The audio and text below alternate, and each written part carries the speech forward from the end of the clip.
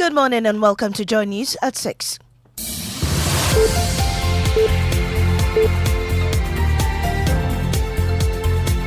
The news is live on Joy 99.7 FM and hits 103.9 FM in Accra. In Kumasi, we're on Love 99.5 FM and over 30 affiliates across Ghana's 16 regions, including Sankara FM Yendi, Laura FM Laura, and Radio Max Takoradi. Get radio, TV, and online content on the myjoyonline.com interactive app for Android and iOS devices. Coming up, ranking member on the Mines and Energy Committee, John Jinapo, warns against peddling falsehood ahead of meeting with Energy Minister and Atlas sector players over current doomsday situation. We have the powers of a high court, and if you come peddling falsehood, deliberate falsehood, that is perjury. Meanwhile, energy security analyst disagrees President Akufo-Addo's directive to halt power export will not solve the problem. 250 megawatts here. Meanwhile, the deficit we have in the system is 600 megawatts. And so if you choose not to even serve them with power, we will still have a shortfall. Also in this bulletin, the Institute of Economic Affairs criticizes President Akufo-Addo for attempting to shield Vice President from government's economic failings, causing more damage to his image. Now, to us, admitting responsibility for the failings while claiming credit for the successes would rather have boosted the Vice image. In business, government reverses suspension of stabilization and recovery levy on petroleum products, a move expected to result in some significant hikes in fuel prices today. We've got details on the Joy Business Report. These and more with me, Mami Sinyamiche Thompson. Please stay.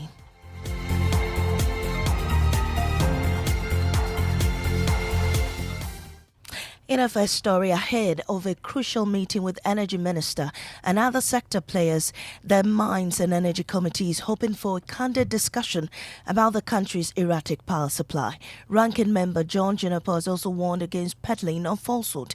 The meeting, scheduled on Saturday, will afford the committee the opportunity to demand answers from the Energy Minister and players in the power supply chain while seeking solutions to the problem. But before then, the ranking member John Jinapo is cautioning stakeholders to be truthful to Ghanaians. It's a matter of national interest, and I would make a proposal to chairman that the media should be invited. This is the burning issue now.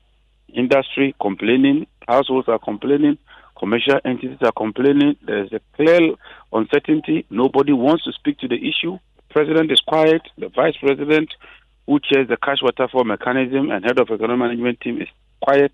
The minister is being dismissive. And I mean, you just don't see leadership. And so MPs, we are struggling and doing everything we can to bring these agencies. So we don't have that much sway on them as compared to the executive. But we'll do our best. We'll be very, very transparent. But let me just advise all those agencies who will be appearing before us that we have the powers of a high court. And if you come peddling falsehood, deliberate falsehood, that is perjury. Meanwhile, a major step taken by President Akufo-Addo is a directive to the Volta River Authority to curtail the exporting power to neighboring countries and the power redirected to the local power grid. However, the executive director of the Institute of Energy Security, Nana Amoisi, says the move won't solve the problem. Cutting supply of power to Benin, to Togo, to La Côte d'Ivoire and Burkina Faso. We're talking about 250 megawatts here. Meanwhile, the deficit we have in the system is 600 megawatts. And so if you choose not to even serve them with power, we will still have a shortfall of something close to 400 megawatts. So it won't solve the problem. We must look beyond that solution or that proposed solution. It won't save us. We'll still be seeing themselves. Nana Amoisi is Executive Secretary of IES.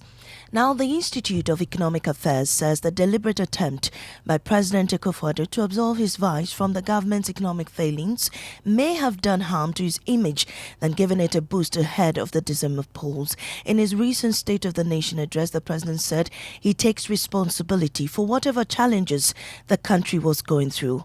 Now, the IES Director of Research, Dr. John Kwachu, said the posture may not inure to the electoral benefit of his vice, who is head of the Economic Management team.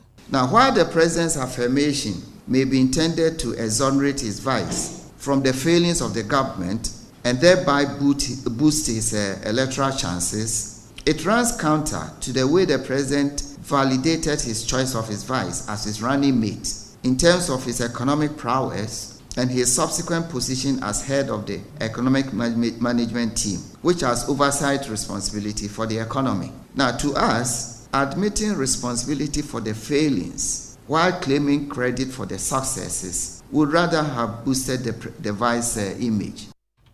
Dr. Kwachi also questioned why the president did not discuss the measures in place to combat illegal mining despite it posing a threat to the country. Now, this government established the Office of the Special Prosecutor, OSP, ostensibly to act independently from the Attorney General, who is inextricably linked to the executive. However, the OSP Act was flawed ab initio. Dr. John Kwache is director at the IEA. Now, some political parties have raised concerns over a proposal to review the CI governing parliamentary election petitions by the Judiciary Service. The proposal, if accepted by the Chief Justice, will mean a petitioner in parliamentary election case will have 7 days instead of the current 21 days from the day of declaration of results by the EC to file a case which will be determined within 15 weeks. We are proposing that the PNDC law 284 section 26 should be repealed and or amended, and then maybe a new law altogether governing parliamentary elections procedure is set out completely in a new law. CI 47 provides that appearance shall be filed within 8 days and defense filed within 14 days. So a respondent seeking to delay the process actually has 22 days within which to file a response. This is too long. And that's Chairman of the Election Management Committee of the Judicial Service, Justice Paul Bafo-Boni, making those proposals. But the political parties believe that the proposal is a legal setback in evidence gathering as a result of the limited time. We have used the 21 days for the past 30 years. If the thing is not broken, why would you want to fix it? People think that it is just easy to put stuff together to contest an election petition. But you should take into consideration that this is an election which has been fought and won by a particular candidate. And you want to reverse that decision. 7 days is just too short. Now, former GFA boss and aspiring parliamentary candidate for Ejisu constituency, Kwesi Nyantechi, has been defending his integrity, saying he's a man of good character. The parliamentary aspirant who has picked up forms to contest the parliamentary seat is contending with 9 other aspirants for the coveted seat, which became vacant after the passing of the MP for the area, Dr. John Kuma. Speaking to my colleague Evans Mens on PM Express last night, Kwesi Nyantechi said his local and international connections make him the best man for the job. I am a man of good character. Have I been adjudged or declared to be of bad character by any court of competent jurisdiction in Ghana or any committee or anything of that sort in Ghana? Have I? Because of my achievement, my contacts, the links I have both locally and abroad, I will bring a lot to the table that will benefit the people of Ejisu. Away from that, in Agbogloshi, traders combine efforts to tidy up the markets instead of relying solely on government's assistance to deal with the incessant filth menace. Evidently, after a rainy Wednesday morning, the market area was clean, yet choked gutters remain a concern. Sweetie Abochi has today's episode of Filth Exhibition. This is Agbogloshi. Agbogloshi is a nickname of a commercial district on the Koli Lagoon of the Odao River. It's also one of the biggest market centers here in Accra. It's just about 5 hours after a heavy rainfall, and we came to the market to assess the sanitation situation in Agbogloshi. For a second there, we thought that the impact of our Joy News series, Filth Exhibition, perhaps had to cost our leaders to clean up the city a little bit. So we went out to ask the market women what really accounts for the cleanliness we see. Today, because of the rain, that's why. And Wednesday, no market. But tomorrow, Thursday, we have Agbogloshi market here. Okay. The cabbage peoples and all the peoples will come on this area. But today, no market. Regardless of how it looks on the surface, a second look at the gutters where the market women sit on the roads reveal that the gutters are choked and there's still more work to be done. And that's Sweetie Abochi's report, bringing us to the end of the bulletin. I am Amiesi Nyamiche Thompson. Business is next on the Super Morning Show.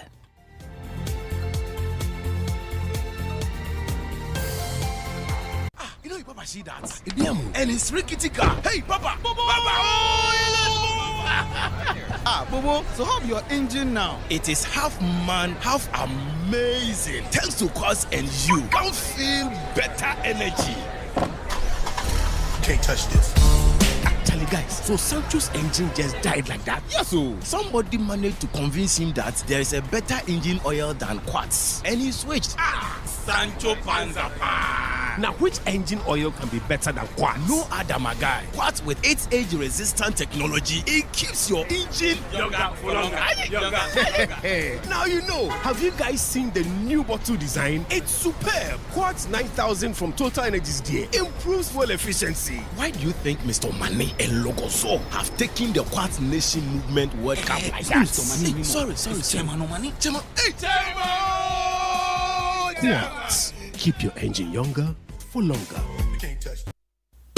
Millennium Insurance has enhanced its motor insurance policy cover to make life more comfortable for you, our valued clients, and in the event of vehicle breakdown whilst on the road. To ensure your safety and that of your vehicle, Millennium Insurance will ensure that your broken down vehicle is towed to a safe place within 1 hour of call and 30 kilometers radius from the place of breakdown. This service is absolutely free.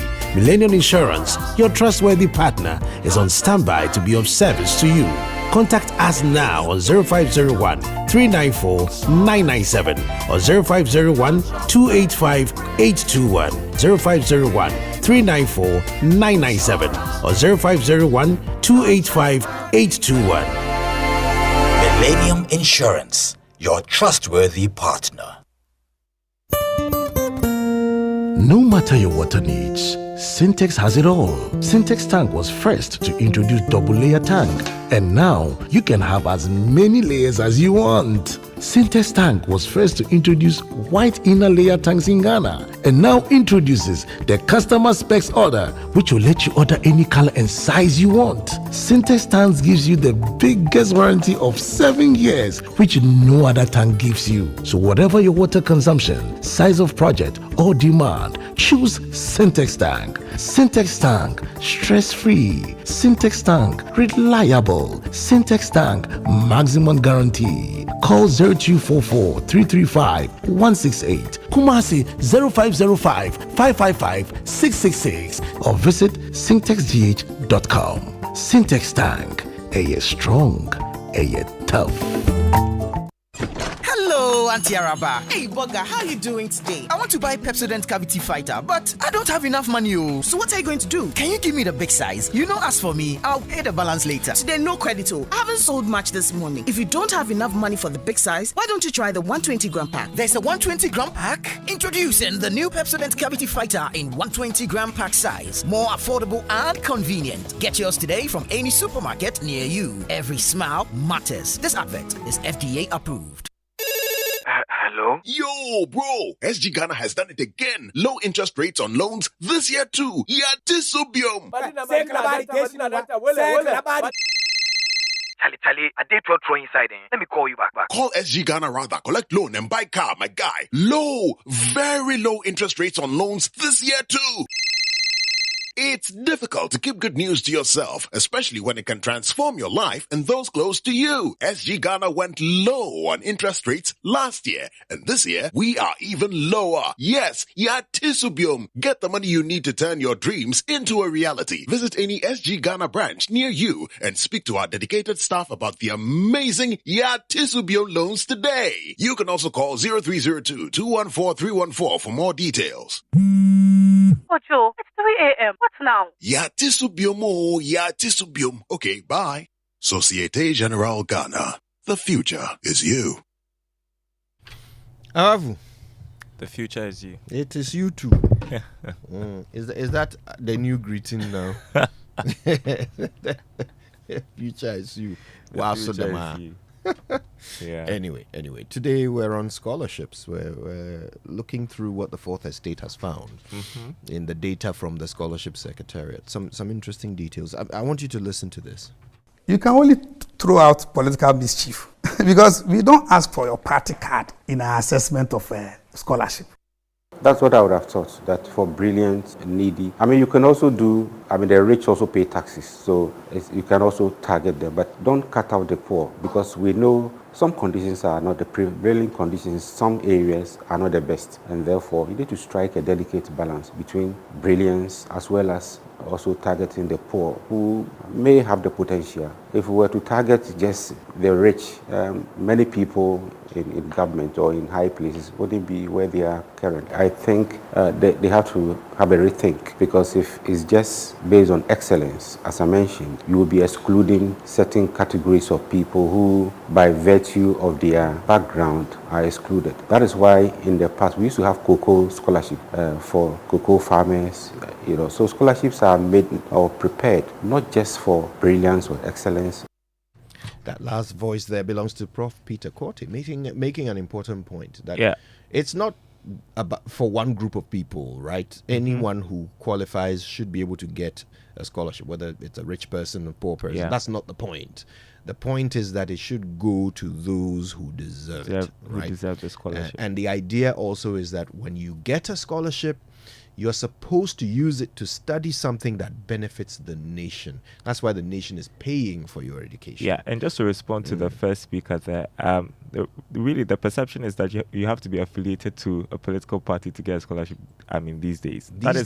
That's what it that's looks a perception, like, which is unfortunate. Yeah. Certainly unfortunate. Today we get some details of what the Fourth Estate has found, going through the data that the Scholarship Secretariat themselves provided to them. All right, I guess it's time. Let's do it. First, gratitude to Total Energies. Total, we go the extra mile for you. And Millennium Insurance, your trustworthy partner. They brought us the 6 a.m. news.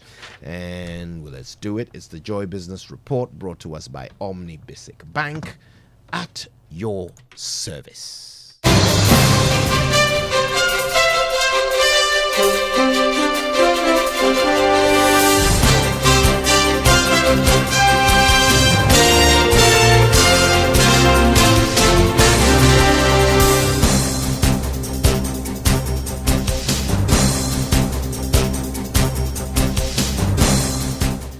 Hello, welcome to the Joy Business Report. Coming up this morning, government reverses suspension of price stabilization and recovery levy on petroleum products, a move expected to result in significant hikes in fuel prices beginning today. Also coming up, Institute of Economic Affairs describes Bank of Ghana's over-reliance on foreign loans to stabilize the city as a lazy man's approach. We hear from the Director of Research of the Institute, Dr. John Kwachi. Also, interest rates fall to 25.74% for the 13th consecutive week this year. We have details from the Bank of Ghana.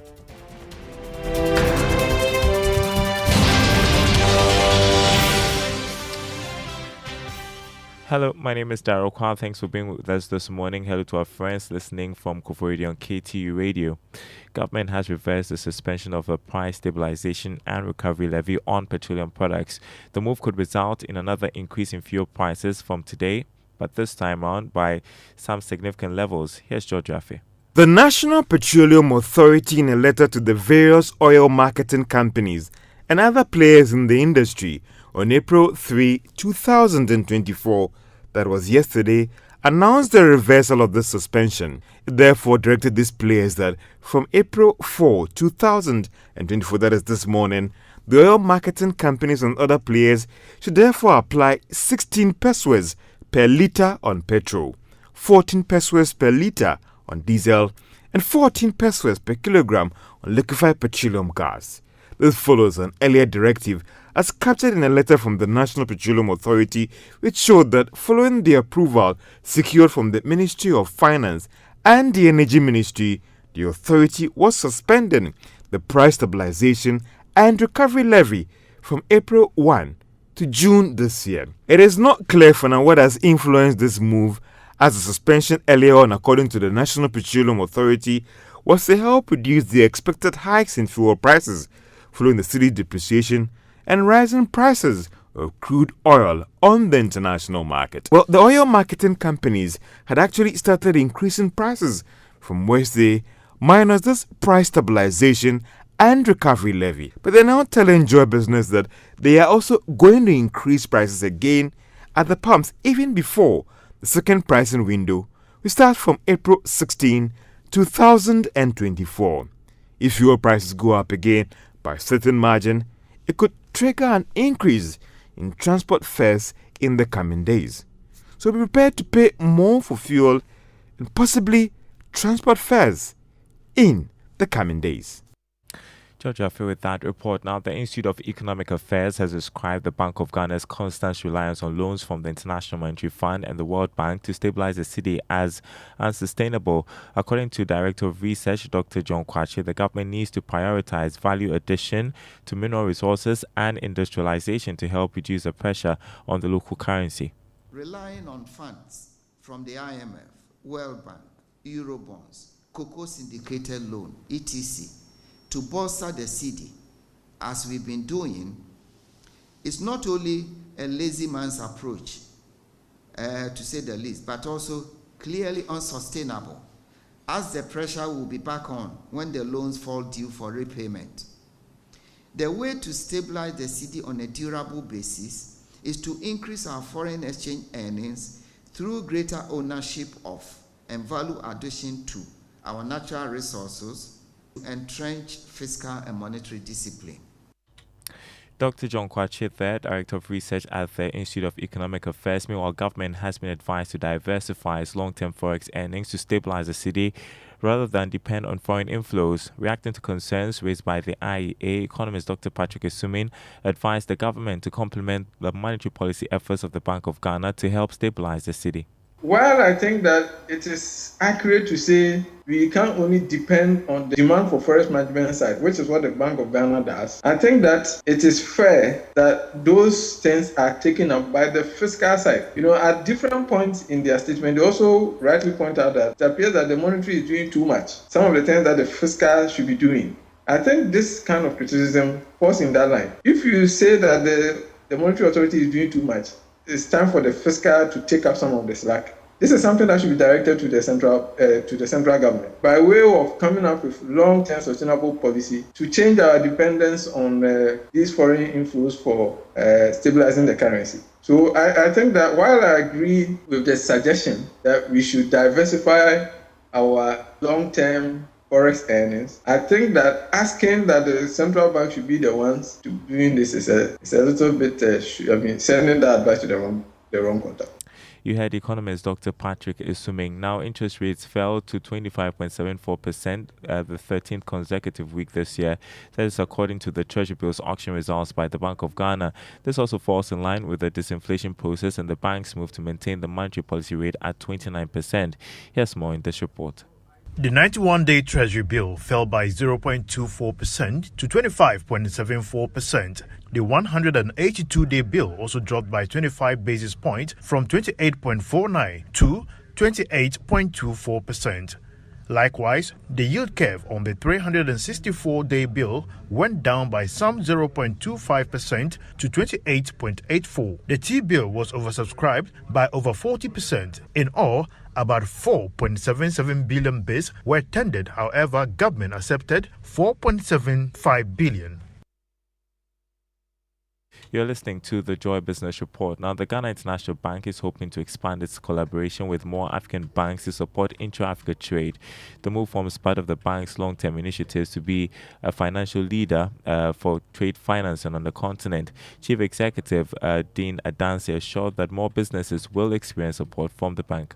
We welcome the trade agreement because it's going to promote trade, intra-African trade significantly. And in fact, when you think about how much trade Sub-Saharan Africa has with the rest of the world, it's actually minuscule. And so if there's an opportunity to trade within the frontiers of Africa, I think it makes a lot of sense for that kind of cooperation to take place and tariffs and barriers to be broken down so there can be more trade. I think it creates wealth across our markets and would compensate for some of the lack of trade we're seeing with the rest of the world. So I think it's a positive thing. Dean Adansi, Chief Executive of the Ghana International Bank. Minister of Works and Housing, Kojo Ponkuma, has indicated that the ministry has started engaging the Ghana Association of Banks to explore areas in reducing the cost of construction finance. This, he says, is one of the key areas affecting contractors across the country. We've been having interactions with the Association of Bankers to explore ways by which we can reduce the cost of construction finance. Already we piloted the National Home Ownership Fund through the Finance Ministry, I think from about 2018, and it has worked well in Tema Committee 22. And we want to mainstream that model, particularly for our district housing. Minister of Works and Housing, Kojo Nkrumah. Now, on Investor Eye, be careful when an investment scheme promises you more than 10% return per week or a month. Such investment products could be pyramid schemes, and you may eventually lose all your money. Let's listen to Director General of the Securities and Exchange Commission, Reverend Daniel Ogbami-Tete.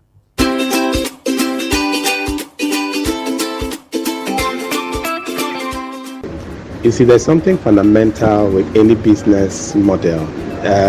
In business school, we learned about something called a cash conversion cycle. That is how that entity makes money. Okay.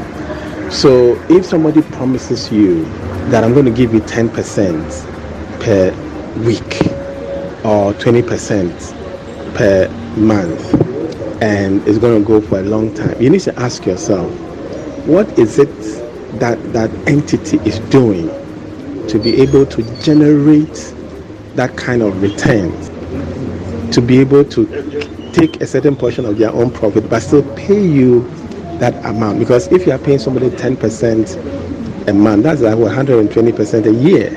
What is the person? What is the underlying business? Director General of the Securities and Exchange Commission, Reverend Daniel Ogbami-Tete, bringing us Investor Eye today. As we conclude, let's check the markets for you. This morning on the commodity market, crude oil went up marginally to open trading at $89 a barrel. Gold is trading at $2,298 an ounce after a marginal decline. Cocoa lost more than $400, is selling this morning at $9,524 a ton. On the currency market, the dollar going for 13 cedis 60 pesos. The British pound going for 17 cedis, and the euro, on the other hand, going for 14 cedis 60 pesos. All this based on offers from forex bureaus. And so there's more news on our website, myjoyonline.com/business. My name is Darryl Carl. Thanks for doing the listening. The Super Morning Show continues. Don't go anywhere.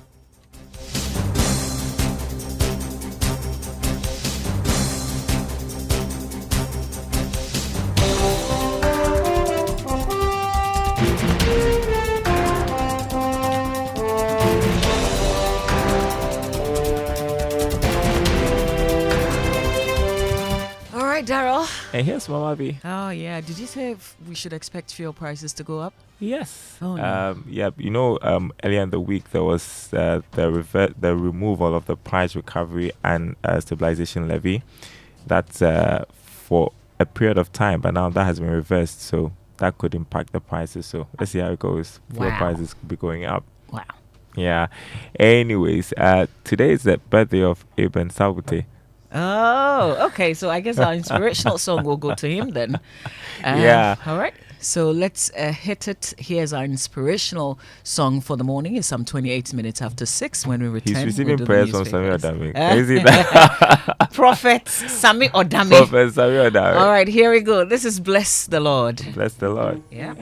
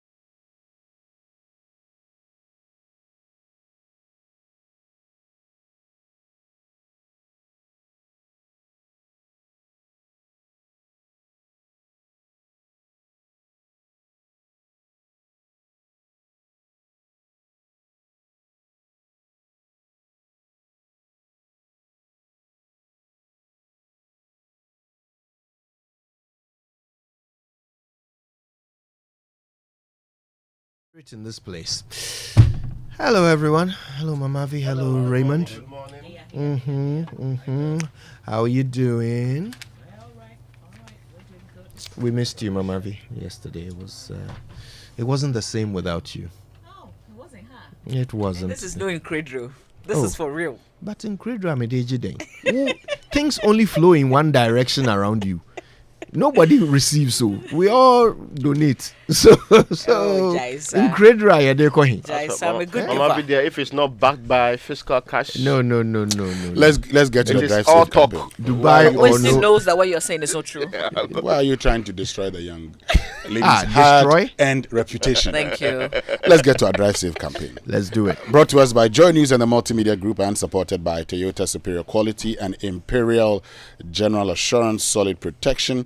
So expect other drivers, to make mistakes, and part of being a defensive driver is not trusting that other drivers aren't distracted or know how to drive defensively. When coming to an intersection, always watch other drivers to make sure they actually come to a complete stop when they are supposed to before you proceed. All right. We can now learn how to say it right, and it's brought to you by Kingdom Books. Kingdom quality and affordability are their hallmarks, and Societe Generale Bank Ghana. The future is you. Something must be done. You say either, I say either.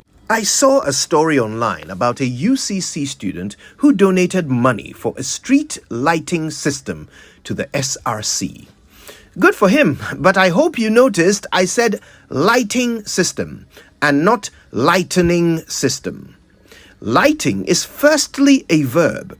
It describes the act of bringing light to or shining light on something or someone. It can also be a noun, describing a system that does what the verb describes. Lightning, on the other hand, is firstly a noun, referring to the naturally occurring flashes of light in the sky that happen during rainstorms. Lightning can also be a verb, describing the act of making something lighter. Or, and this is where the confusion comes in, the act of making something brighter can also be described as lightening. But for the avoidance of doubt, the system that produces light is best referred to as a lighting system, not a lightening system. And now, to make things even murkier, there is enlightening, which means revealing. So many ways to use light, aren't there? But there are only a few ways to say it right. Glad I could enlighten you.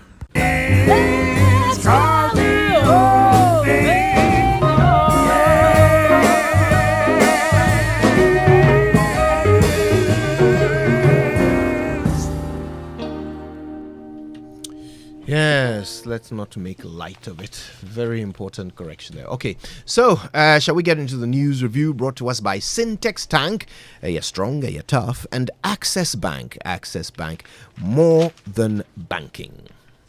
Yes, the Daily Graphic is reporting this morning. Ghana's democracy inspires Africa. This is Kenyan President Dr. William K.S.A. Ruto. Because as for the K and the S, I know the Arab, but the K and S are very dangerous words. Has described Ghana's democracy as a beacon of hope and an inspiration to many countries, especially with the emergence of unconstitutional governments from all directions. Yes, you can also have a Trojan horse democracy, which will be seen as a beacon of hope for many people outside it. And Nunga residents divided over alleged child marriage, and they went to the community, engaged the people, and the responses that some say, oh well, so far as is a commitment to the deity or a deity, we really respect that. Another section says no, you cannot just hand over somebody's child in the name of tradition. It's a backward practice. Those are the views that are being shared on the other side. Of course, across the nation there are still conversations about this practice. The Attorney General directed the CID to do some work on it. We have heard from the chieftaincy minister who's been very much interested in updating the age and saying that even though the age update is important, we still need to investigate that. Again, They are actually also working on it. So 2 state institutions already saying they are working on it. Of course, SRAJ has also brought out their report suggesting that child marriage is a big problem in the Republic of Ghana. So people who did not know or were not aware, it's one of the biggest issues that are being reported to SRAJ consistently. Yeah. That some people purporting to be powerful and strong men, of all the available older people, do not care, but also will go for children, minors. children, people who are not supposed to be deprived of their innocence and subjected to this process by any grouping. Perhaps this should give us the opportunity to bring it to the front burner and say we have a position against child marriage of any form, nature, and structure, or whichever way you structure it. Marriage, whether it's spiritual so that's what I'm saying, of nature and structure, so that people don't use Kululu to now say that it's still. But Raymond, we have to deal with the fundamental issue of the age. I know that the age is also important. Is interested in getting the CID to settle the issue of the age, because we have to figure that out first. It looks like some people are beginning to use that as an excuse. Because I don't even know why it came up anyway, because you can't still marry somebody at 16. We have to quickly settle that so that we can move forward. Now, ban on noise making in Gas State begins May 6th. So yesterday they gave the warning that this year more than ever it will be implemented to the letter. You get the point. No excuses, no ababase.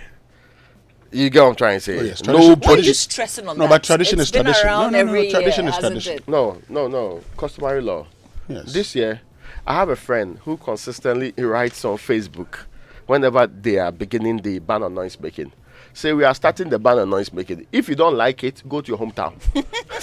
This is our hometown. No, this is not your hometown. So if you don't like it, go to your hometown. Comply or go to your hometown. I think often the clash has been with some of the churches.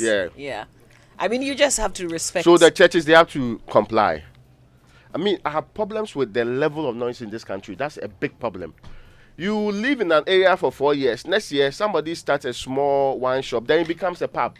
Yeah. The next day, they are disturbing your ears. I know people who complain to me about Osu, Laboni. They've been living there as a family for God knows how long. Then something crops up next door, and they can't sleep again. So you see, before it becomes a noise pollution problem, it starts as a zoning problem. Yes. Okay, and we've talked about zoning on this show, right? That it is the first sign of civilization. And we still seem to have failed to grasp it. Why is a church in a residential area? Why? Who gave the person permission to build it there? Why? Why is a pub next to people's homes? Who thought that that's a good plan for a city? Blasting music to 2 a.m. Why? Why did somebody think that this will work? So no, the problem, before it became a noise pollution problem, someone first failed us by failing to zone properly plan these cities. We sell the land however we want, and when the person buys it, he really thinks that he has the right to put whatever he wants on it. To hell with the neighbors. When did we become so lawless? Well, let's go to the New Finder newspaper. Front page: Ghana and Kenya commits to enhance trade and investment. Dr. Baumia Kat sold for 200-bed hostel for Trinity Theological Seminary. And Access Bank post $1 billion Ghana cedis profits before tax in 2023. There's a story on page 10.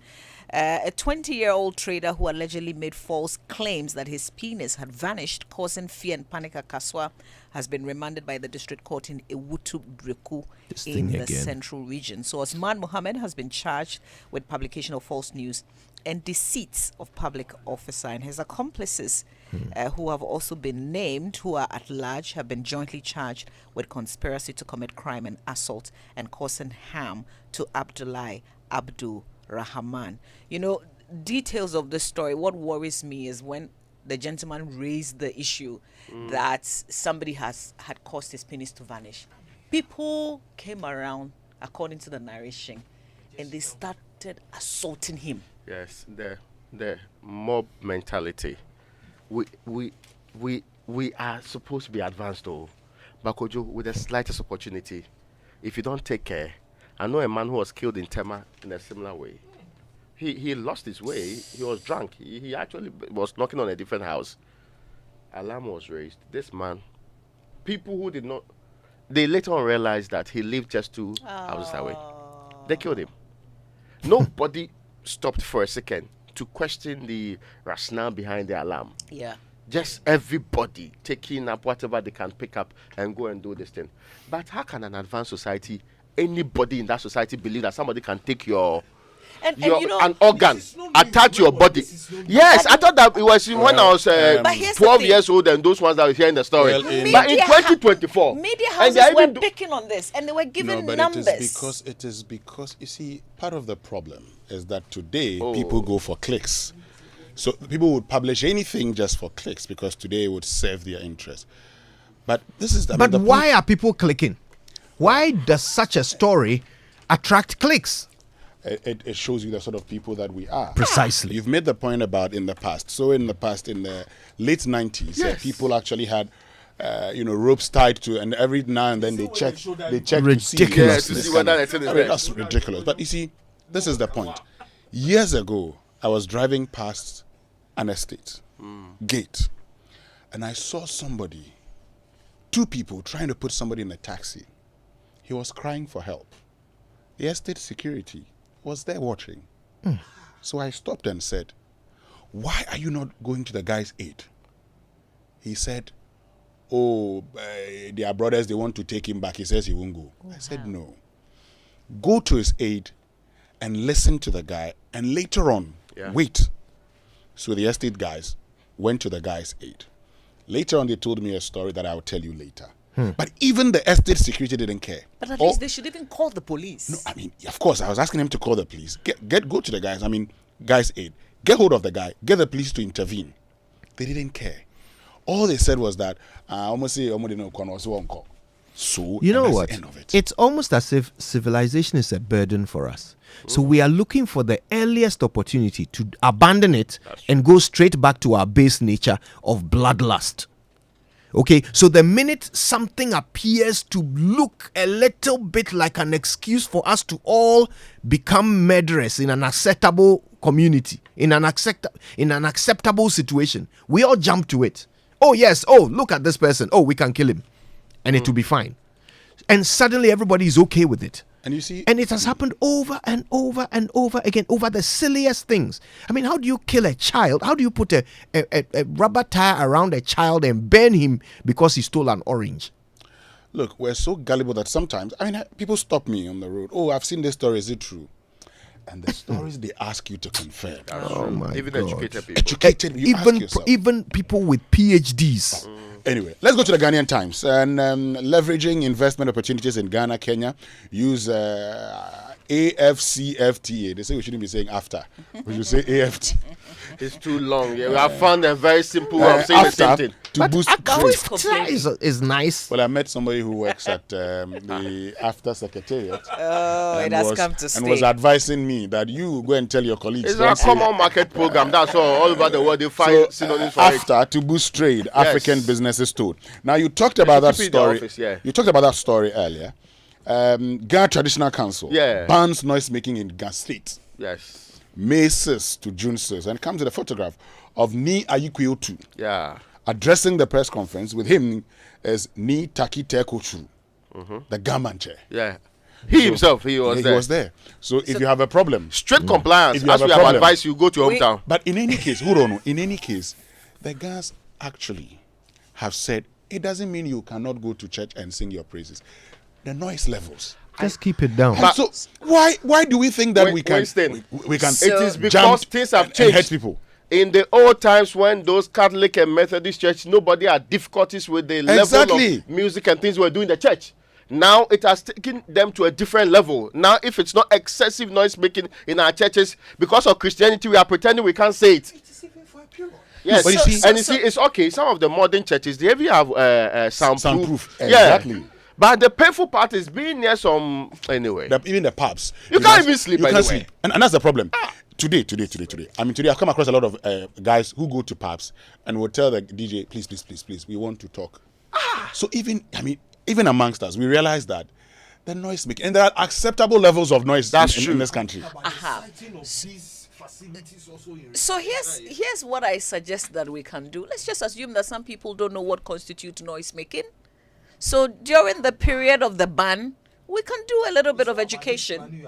The EPA, they should be going around. Noise making is part of EPA. They should be going around, checking their things. Raymond, I mean, we've had this conversation before. One of these days, I'll pull out Ghana's zoning and planning, zoning guidelines. My goodness. Yeah. If you look at Ghana's zoning guidelines. Plan. Original plan. Look, it meets every standard in the world. Yeah. I will put it out On one paper. of these days. Ghana Kenya Renew Bond of Cooperation. In fact, I'll bring it out during the BBC News. Okay.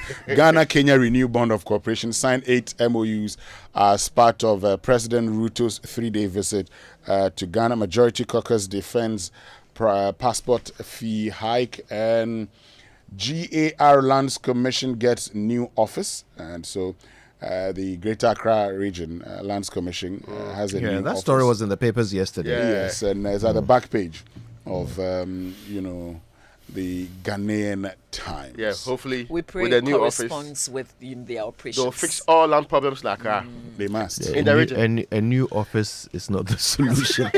The Daily Statesman newspaper, the last paper that I would do, story on the front page: decisive action on GRA SML deal soon. President receives KPMG's audit report. I think the only issue that I have is the fact that, President had received it sometime in March. I think about March 27. Yeah. But until people started, Which was a calling month on after the him, deadline, by we the wouldn't way. have known. I think actually- sometimes they have to be more proactive in the communication. The date he received it was already a month after the deadline. The We don't deadline know. was We supposed don't to know. be 23rd. Yes. So 23rd February. So it's actually 5 weeks between after the 23rd deadline. February and 27th March, what was KPMG doing? Further and better way. No. No, but the Because- first Did they get time, further when they needed extension? more Because- time, because they I am- appealed for it. This time around, no explanation, just a month delay. Because I am also aware that they completed their work before the 27th of March. So, how come? We're told the president received it on the 27th of March. Did they have to go back to do any work? What may have necessitated the delay in the submission? of Printing. that? Anyway, the Daily Guide says MPP leads in positive social media comments, and independent candidate pops up in Obuasi West. Minister takes on Alan over religious claims, and I'm sure there are many of you who've heard, who've seen that video of being predominantly Christian and so voting for a Christ-like leader or a Christ-like leader. I was hoping that we won't get here, and I don't know why people want to find fault with everything. His comments, it was within a certain context, even where he was speaking. I think we should move on, really. This is a democracy. About it yesterday. Let's move on. He says there's absolutely nothing wrong with what the man says. And I agree. There is no apology coming anybody's way. The only people who are offended by it are partisan people who are worried about their own electoral fortunes. That is Nana Ohinito's view. All right, let's go for the online news review. It's brought to us by Zenith Bank in your best interest, Goyle Good Energy, and G&J Technical Services, celebrating 30 years of providing backup power in Ghana. And Goyle PLC, that's your CIMG Hall of Fame, and 2022 Petroleum Company of the Year. And they've taken the lead again. So Goyle has opened ultra-modern liquefied petroleum auto gas service stations. The modern auto gas service is safe, is clean, and it offers affordable alternative fuel for your vehicle. Look out for the Goyle Auto Gas Station in these areas. Bema Camp, the Goyle Service Station, Beshi Goyle Service Station, all in Accra. Pedu Junction Goyle Station is in Cape Coast, and if you find yourself in Takrade, is in Pinson Goyle Service Station. Kenton Chrono is in Kumasi, the Goyle Service Station there. Goyle delivering the safest and affordable gas at your convenience. Goyle, good energy. Yen Ara Yendia. All right, so Kwesi Nyantechi has dropped another coefficient. He says corruption in FIFA statutes doesn't mean corruption in Ghana law. Why What is corruption? Corruption please. elsewhere is defined differently. Please, you have to brand. An act that may constitute corruption under their laws may be different from You our have own. to brand your corruption correctly. It's corruption and criminal offense. We don't want cross-pollination of corruption. I get the legal thing I here. thought that should be the only part you'd be interested But no, in. that's not the only part that I'm interested in. You can't even All do right, that. all right. We've got to go. It's time for the BBC News, brought to us by Fidelity Bank, Believe With Us, and Old Mutual. 10 years of greatness in Ghana, here for a lifetime. For decades, we have helped businesses connect with their trade partners all over the globe. From Ghana to Burkina Faso, Côte d'Ivoire, Benin, Togo, Senegal, China, Morocco, France, Netherlands, and many other countries. We have made it possible to bring Ghana to the world. We have brought small and medium businesses closer to their customers across the regions in Ghana with our SME support facilities. We have brought relief and smiles to the faces of families with our employee personal loans. With our cutting-edge technology and digital support, we take the burden of complex thinking off you, making life simple. That is who we are, as close as a partner. Bank of Africa. We are indeed the African bank with the global reach.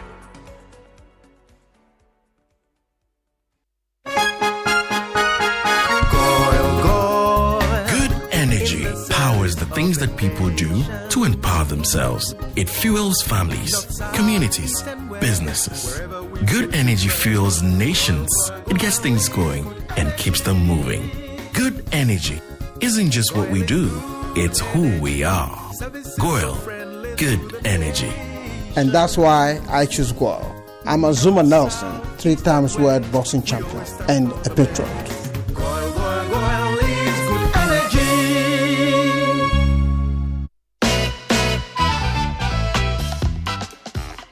What name brightens the streets, homes, and businesses of Ghana? What company has been providing world-class backup power to Ghanaians for 30 years? G&J Technical Services. Final answer? Yes, G&J, final answer. Correct.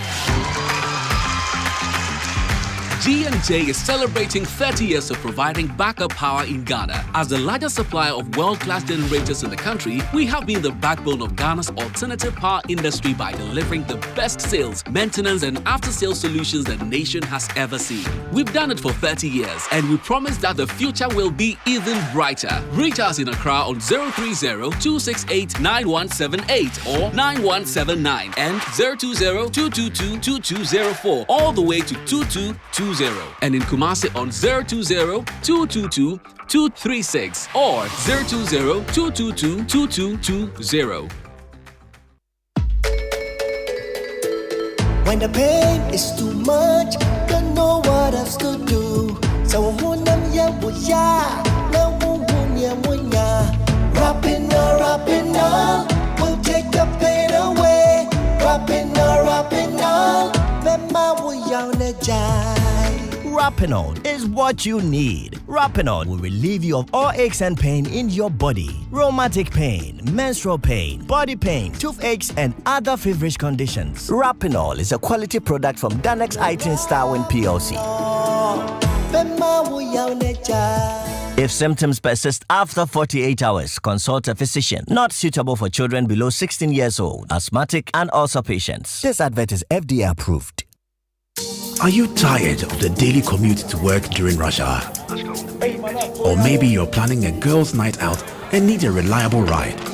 Perhaps you need to deliver an important parcel and want to get there on time. Whatever your reason for commuting, Access Bank and Uber have got you covered. With Access Bank Visa Card, you can now enjoy 30% off Uber rides. That's 30% off every ride. Use promo code Access Ride Savings to enjoy affordable, convenient, and cheaper rides even on a limited budget. Don't miss out on this amazing opportunity to save big on your daily commute. Visit our website www.ghana.accessbankplc.com or social media today to learn more and start enjoying and saving on your Uber rides like never before. Access Visa Card, the perfect partner for your Uber rides. Access Bank, more than banking. Yeah.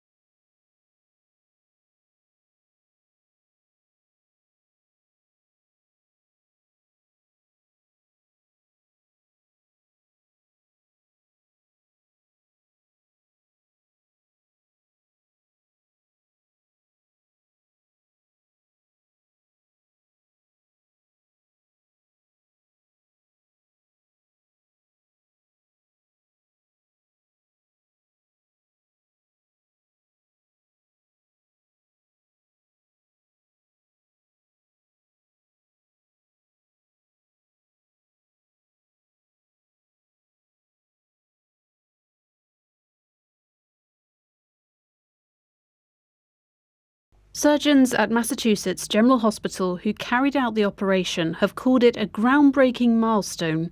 The organ had been genetically modified to reduce the risk of it being rejected. Previously, 62-year-old Rick Slayman had been told by doctors there was nothing more they could do to help him after an earlier transplant from a human failed. Although the pig kidney transplant has been a success so far and the organ is carrying out its key functions, doctors say there's a chance his body could still reject it. BBC News. Welcome. Great news is here. Batmat is here again. XXL clearance sale. Guaranteed savings. From now till the end of April, the big sale continues. Get discounts of up to 70% off sanitary wares, light tiles, waterproofing, and all other product families. It's the year to get things done. Visit our showroom at the North Industrial Area next to the Winners Chapel, Ghana. Don't miss out. Batmat. Welcome home. Coffee in your cup and joy on the set. The Super Morning Show is always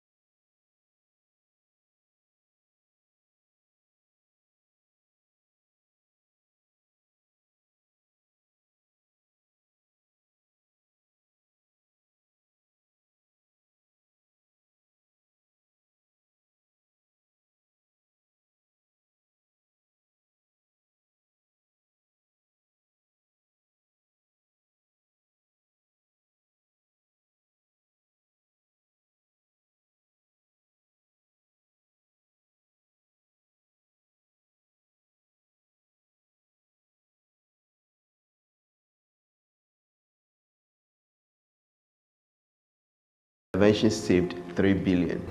No, I said 3 billion. I'm not, I've told you that I'm not aware. Because when we were told about the publication, we even called the... As we speak this morning, still on your website. We were shocked at one point when government said they were bringing in an SML to actually sit at the depot where the product is lifted. And in fact, that is where there isn't much problem. We are not involved with diversion. We are only at the depot. If the thing is lifted, we don't know. It's GRA custom that will determine where it goes and they will follow us. We are not capable. We don't have men outside. Yeah, these are some of the issues that raised questions in the SML deal, which was revealed by the Fourth Estate some time ago, quite some time ago now. And of course, following public outcry, there was a call on KPMG to do an audit of this deal. The deal itself was suspended in the meantime. Some 2 weeks were given to KPMG to deliver the report. They asked for more time. They asked to be given till the 23rd of February to deliver this report to the president. Well, we are now learning, in fact, we learned yesterday, that it was delivered on the 27th of March to the president. But our sources tell us that it was completed before then, well before then. But for some reason, it took some time for it to be delivered. I don't know whether the courier had motorbike problems. But eventually, on the 27th of March, it was delivered to the president. And according to the president's press secretary, it's been studied. A director of communication, forgive me. It's the Americans that call that role press secretary, right? Yes. Director of communications. Yes, according to him, the report is being studied. Just how long is it going to take? I mean, it's being studied. I agree with Professor Kweku Asare. Share it with us. Let's all study it together. I'll help you study it. We can all come to the same conclusion. Even if we disagree with you on it, we can all went read. to school. We can all study. We have Mamavi and Co, who would also help us appreciate the right. intricacies if we are incompetent in analyzing it. So please, you just say let's all study it, because we know that. Well, I also agree that let's all study the report. Why must the president share it with finish us. studying it before the rest of us get to see it? Because if he finishes, he will give us something that we have to now study, and it will take a longer time. Let's all study it together. The president has always said that before Project anything management goes out to the public, he sees it first. It's been more than 1 week. Yeah, I've Mr. already President. seen it. I'm sure by now you've seen it already. Is the studying that's the issue? Is the studying that's the issue? You share it with us. Yes. Okay. The KPMG would actually make recommendations. Yeah. Share it with us and add whether you agree to recommendations or not. Yeah. Don't now publish a statement that says, following a review of KPMG's report, we have decided to do this or that. Share it with us.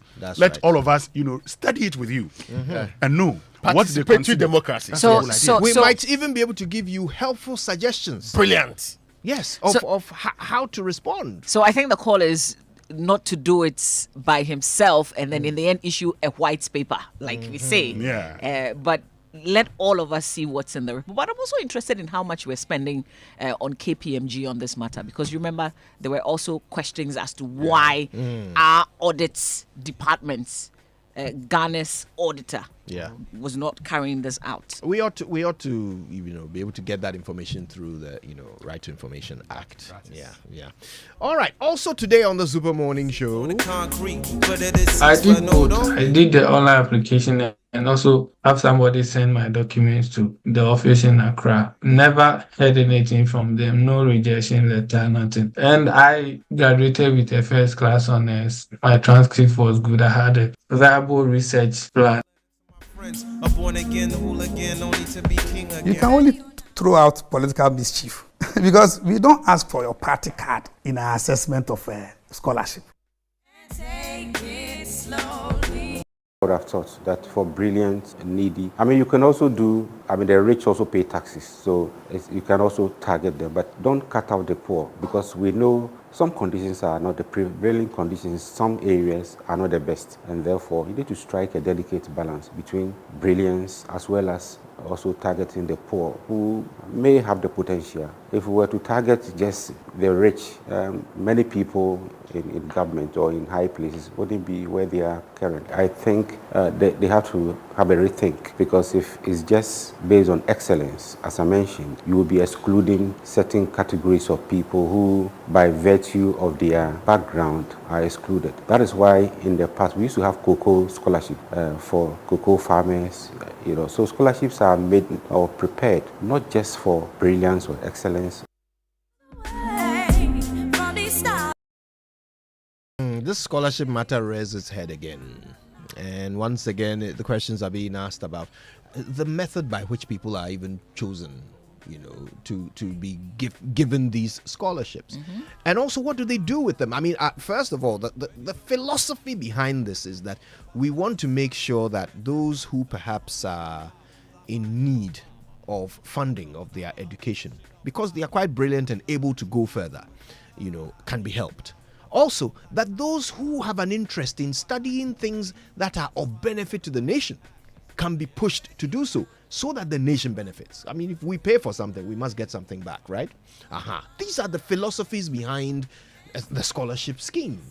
And the concern is that some of the recipients do not visibly reflect these philosophies, and the question is, does that mean that those who do reflect these philosophies are being deprived of scholarships in favor of those who don't?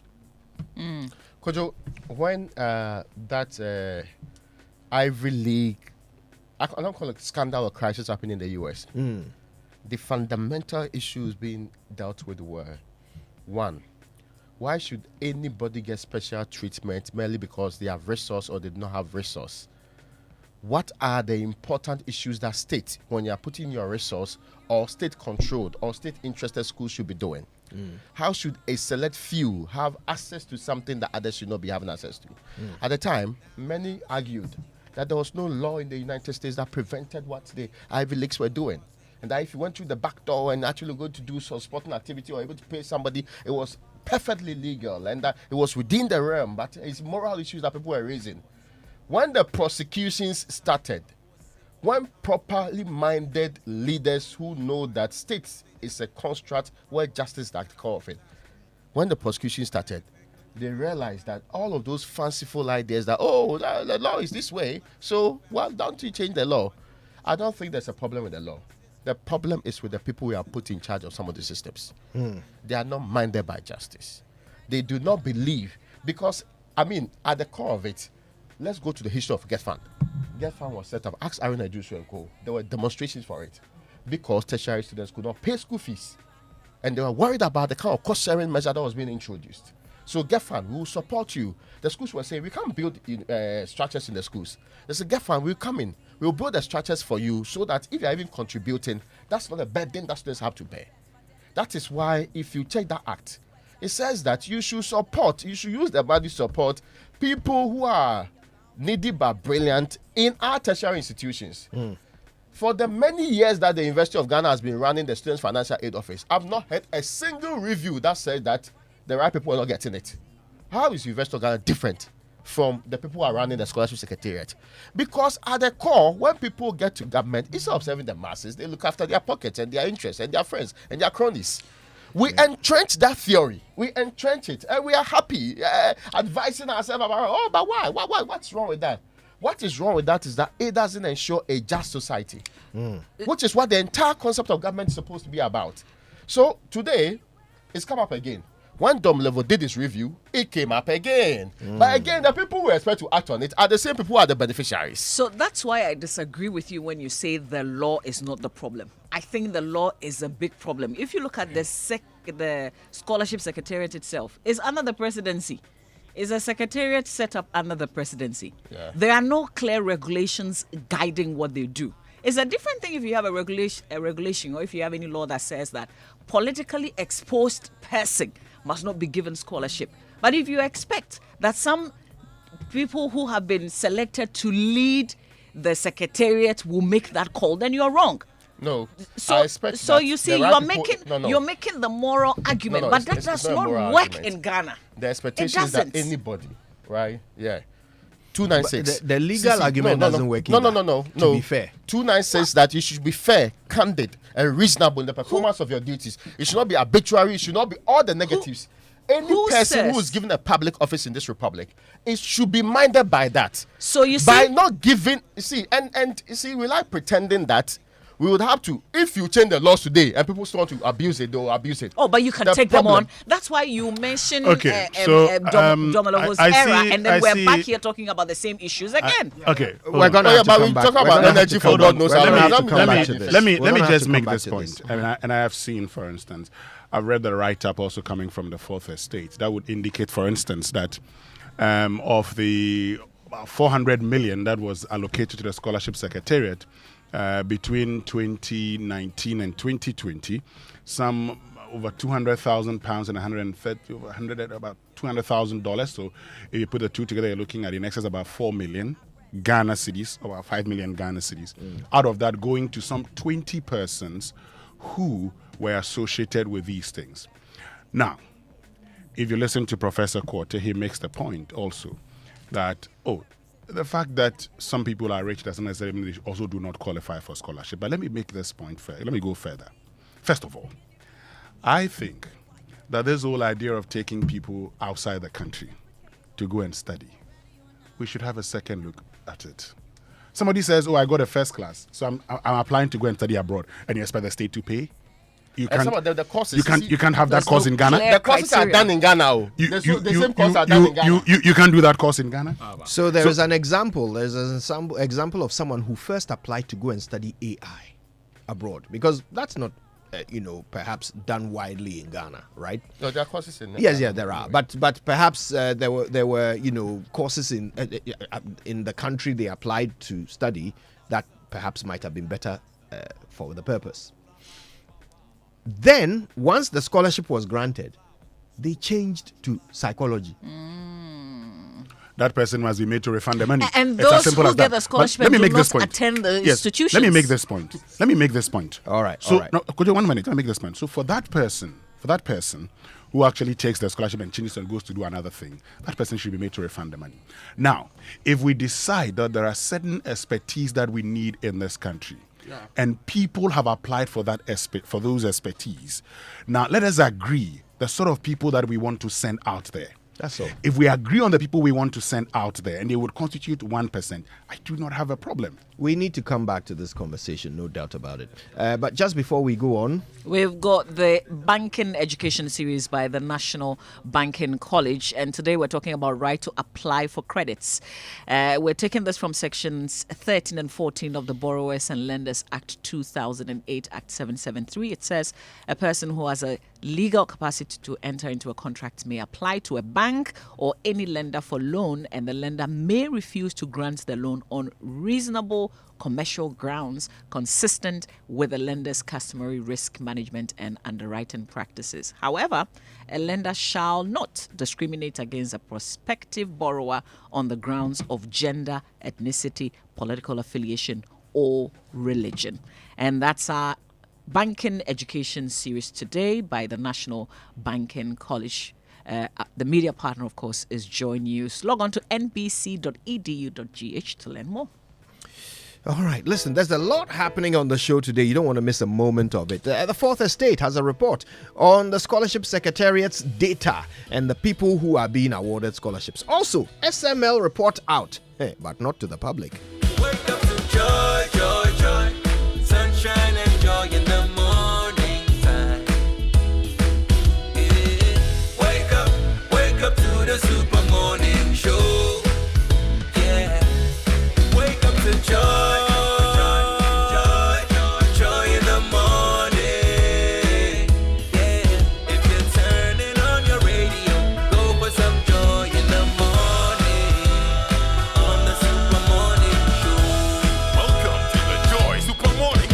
All right, now one of the great developments in banking has now arrived at Fidelity Bank. The Pan-African Payment and Settlement System, very important, PAPS, means you can now pay for stuff in other African countries without issues. Just imagine sending money to your loved ones or business partners across Africa instantly. and in Ghana cities. Beautiful. Don't wait for days for transactions to clear. No more expensive fees. Just fast, secure, and affordable payments. PAPS is here, and Fidelity Bank makes sending money through PAPS easy. Visit any Fidelity Bank branch and start sending money across Africa instantly, securely, and affordably to Nigeria, Gambia, Liberia, Guinea, and Sierra Leone. Fidelity Bank. Believe with us. And you know, a poorly maintained car engine can age faster. That's why Total Energy specially formulated the Quartz engine oil with age resistance technology. It's an innovation that ensures optimal performance for your engine and improves protection against mechanical wear by up to 74%, even under extreme temperatures and pressure. So choosing Quartz from Total Energies is choosing the engine oil that keeps your engine running efficiently and effectively. Quartz, keep your engine younger for longer. Now, the Global Intellect University is organizing a one-on-one picture evangelism training seminar to be held on the 16th of April at GIU International Christian Academy from 8 a.m. to 4:30 p.m. The world-renowned American team will lead a seminar for pastors, evangelists, and all Christians to share the gospel by pictures in all languages. Now, this evangelism method is very, very effective, whether anyone reads or cannot read the Bible, to easily share the gospel through pictures. Please come and learn the one-on-one picture evangelism training seminar at GIU International Christian Academy on the 16th of April 2024. The seminar will be limited to the first 200 people. Please register with 30 Ghana Cedi by the 12th by calling 0540 827530 or at the GIU website on giuc.org. And we have exciting news for you. You can now get your Mini-Basic Visa Classic debit card instantly at any of our branches nationwide. Yes, it's instant with new and improved features, contactless and verified by Visa. So why wait? Visit any of our branches nationwide and get your Omni-Basic Visa Classic debit card today. It's instant, secure, and convenient. Omni-Basic Bank at your service.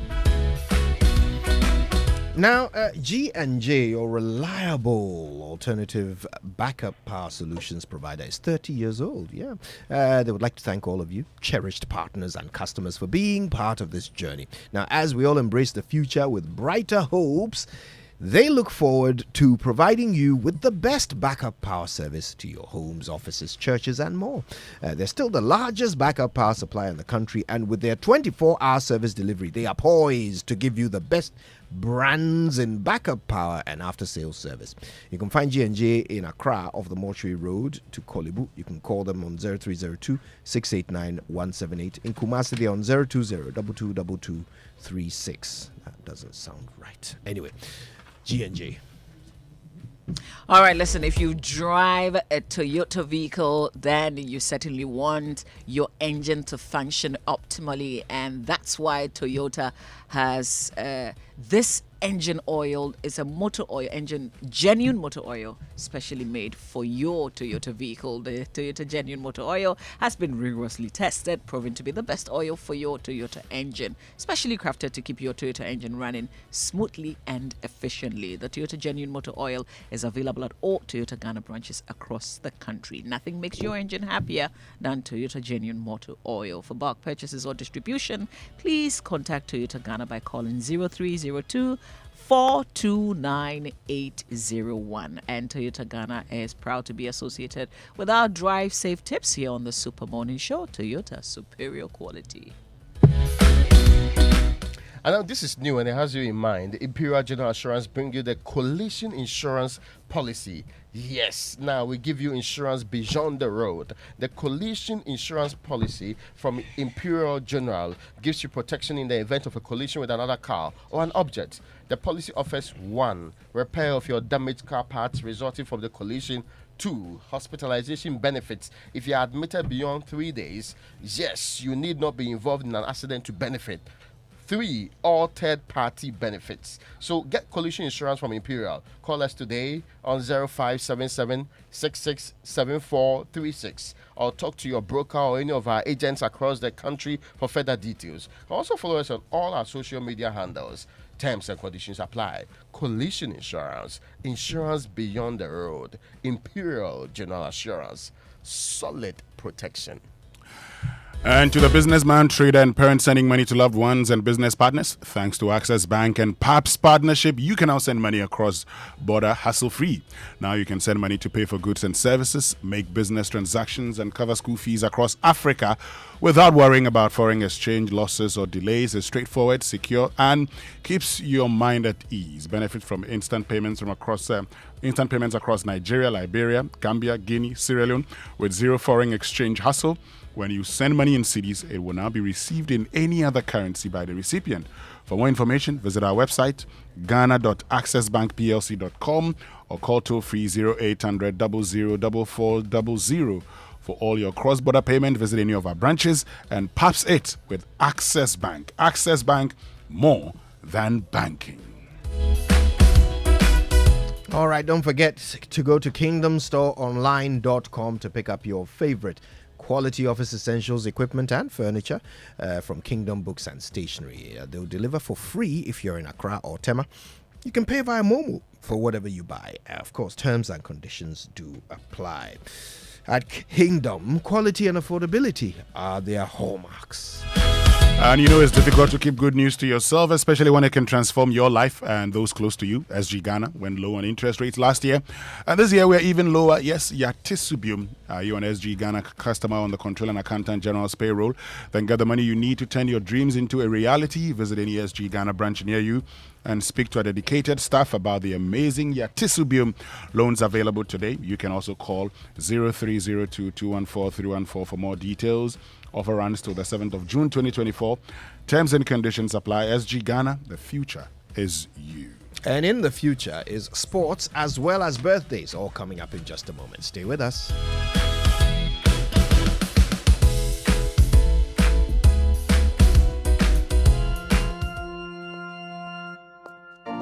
Imagine strutting into the most anticipated wedding of the year. Only to see 7 other girls wearing your exact same outfit. You are special and one of a kind, and that's why whether it's voice, data or SMS, you get to enjoy personalized offers tailored to your specific needs with MTN just for you. Dial *141# or select your options on the My MTN app to redeem your unique just for you package on Ghana's best mobile network. MTN. Have you ever thought of the one that makes you complete? An escape from the clutches of interest charges. With the Standard Chartered Visa debit and credit cards, payments are completed at the speed of light, intertwined with interest earning accounts. You also get unbelievable rewards every time you swipe. You have access to over 1,200 airport lounges worldwide. High credit limits of up to 100,000 Ghana cedis and up to 50 days interest-free with our credit cards. You also get to enjoy full multi-trip travel insurance for 90 days. Fees discounted at your feet with our globally partnered merchant points. Bills are always settled, not battled. Get the Standard Chartered debit and credit card now. Call toll-free on 0800 740 100 or 0302 740 100 or reach us via email on feedback.ghana@sc.com. Standard Chartered, here for good. All right, normally birthday messages on the Super Morning Show are brought to you by MTN. Everywhere you go. And Bank of Africa, the African bank with global reach. Bank of Africa, as strong as a group, as close as a partner. We will bring you birthday wishes later, but right now, it's time for the Joy Sports Center, brought to you by MTN. Everywhere you go. Standard Chartered Bank, here for good. DSTV. It's your moment. Twisco energy food drink. Twisco, power your dreams. And Bet Power. And did you know that MT Mona has an app? Yes, MT Mona has a brand new app specially designed to make your Momo experience easier, convenient, and faster. Just download the Momo app on Play Store, App Store on your smartphone, and look out for the blue and yellow icon. It's that simple. Momo app allows you to view your statements, pay bills, and so much more. Use the app for your Momo transactions and enjoy a 100% bonus when you recharge using the Momo app. So go on, download the Momo app now, and start transacting with a flex at no data cost. Just Momo it everywhere you go. Now, picture your rooftop transformed into a solar sanctuary, radiating with eco-friendly vibes and city-saving brilliance. Well, listen, dream no more, because with Standard Chartered's renewable energy loans, you can turn this dream into a dazzling reality. And the renewable energy loans also come at very low rates. So Standard Chartered is not just offering loans, they're offering the keys to your solar-powered kingdom. Say goodbye to high electricity bills and step into a new world where every watt generated is a step towards a brighter, more sustainable future. So if you're ready to take control of your energy destiny and switch to solar today, please call Standard Chartered on 050-153-5789 or 050-153-5790. Also 0244-674-154. Let's chart a course for a brighter tomorrow and make your solar dream shine brighter than ever before. Standard Chartered, here for good. Achu, morning. For sports. Good morning, Mama V. How you doing? I'm good. Well, we're also good, but not as good as Arsenal and their fans. Last night, they were on cloud nine. I'm not sure they've come down. They have moved to the summit of the Premier League. Oh. Odegaard. Fans who have been caught in possession. This is Havertz. Odegaard. Arsenal shake off the defensive mindset of Sunday. Back to their sweet attacking best. The elephants on top of the tree, that is Arsenal, reclaiming top spot with that win over Luton Town. Also in this bulletin. It is not because the NSA has also been irresponsible. We have to also say that. Because the NSA has also not been really seriously resourced to handle some of these things. LOC Chairman Dr. Ofosu Asare doubts the NSA's capacity to maintain facilities post the African Games. We'll bring you details of these and more. But first, let's start from the Black Stars, where many have expressed doubts about the competence of former player John Paintil to be an assistant coach for the men's senior national team, the Black Stars. The 89-cap former Ghana defender was appointed alongside Joseph Lawman as assistant coaches to Otuado in February. Yet, there have been queries over his suitability to the role of an assistant coach for the Black Stars. His former teammate Asamoah Gyan says there are no questions about his capacity to do the job. Yeah, I'm going for Rafi. We in a career no called South Africa. I call assistant coach. Yeah. Until we share in a career after football now, coaching now no. And I think as an assistant, you know, a good man with your experience. And to me, I think that maybe for us, we share the record. Any Nyama why I think to be an assistant coach for the national team, no, it's not any problem. Yeah. That is Ghana's all-time top scorer, Asamoah Gyan. Let's do club football news. And the general manager of Dreams FC, Aminu Shado, wants a full house when the club hosts Stade Malien at the Barbara Stadium in the reverse fixture of the quarter-final CAF Confederation Cup tie. Dreams have a 2-1 advantage from the first leg in Bamako and are on the verge of securing a historic semi-final berth on the first time of asking. The fans, I think the best they can do to also help us is by showing up and creating an enormous atmosphere that will ginger the boys, especially when the going gets tough, because we expect some tough moments in this game. We know the Malians are not going to lie low, they are going to come very, very strongly. So the best Ghanaians can do for us is to show up in their numbers and support the team, generate a very serious atmosphere that will serve as the 12th man to help us over the line. And I believe if we are able to do this, we will not only qualify for the semi-final, but then we'll set a tone, a good platform upon which we can build and mount a strong challenge towards making the final. Now, post-African Games, and the chairman of the local organizing committee, Dr. Ofosu Asare, is doubtful of the National Sports Authority's capacity to maintain the facilities used to host the games. He is therefore calling for the adaptation of a public-private partnership model to maintain the facilities at the Botiman Sports Complex, the Games Village, and the completed Legon Stadium. There were opportunity costs. We could have used the money for other things. So having used this money to do all this, we have a responsibility to maintain these facilities. So let's do it in a commercial way where we'll be able to sustain. If you leave it in the hands of government will not be able to mobilize resources to do all this. No, I don't think so. I'm not arguing for the NSA to take over. Why? Because after 2008, what has happened? It is not because the NSA has also been irresponsible. We have to also say that. Because the NSA has also not been really seriously resourced to handle some of these things. One has to be fair. Meanwhile, the 2023 African Games boxing gold medalist Mohamed Aite is confident he will qualify for the Paris 2024 Olympic Games when selected for the final qualifying event in Thailand. No Ghanaian boxer has qualified for the Paris Games yet after participating in 2 qualifying tournaments, first in Senegal and in February in Italy. Both ended in disappointment for the country's amateur boxers. Aite says he's ready to prove himself in the May qualifying tournament if selected. If they could give me the opportunity, I'm there to do my best. Exactly. I want the opportunity to prove myself and so to give Ghana an Olympic medal, gold medal as well. So now I'm still preparing, and if they could call me a camp, I'm ready to do it also for Ghana, because not that something that I can't do it, but I've done it before and I can still do it. So I'm still preparing for that. If they could give me the opportunity, I'll still show myself at Bangkok, and then I'll make a route to the Olympic Games and then give Ghana a gold medal as well. So Bangkok is where the final Olympic qualifier will take place. He's hoping to be on that team.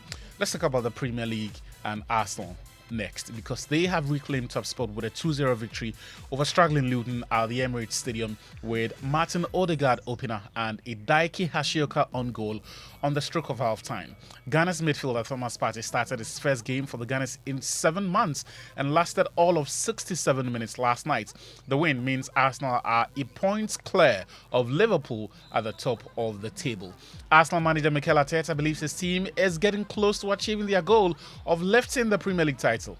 Yeah, for sure. That means that we are there, that we are really close, that we are showing a lot of consistency and quality to be able to be fighting in the position that we are right now. And now that's it. And sleep, eat, prepare well, and now it's Brighton. It's certainly different to what we had last season and the big injuries that we had in the key moment of the season. And so it's good that we can maintain them and they can be there, but as well that we use them and they are in the right mental and physical frame as well to perform and have an impact in the team.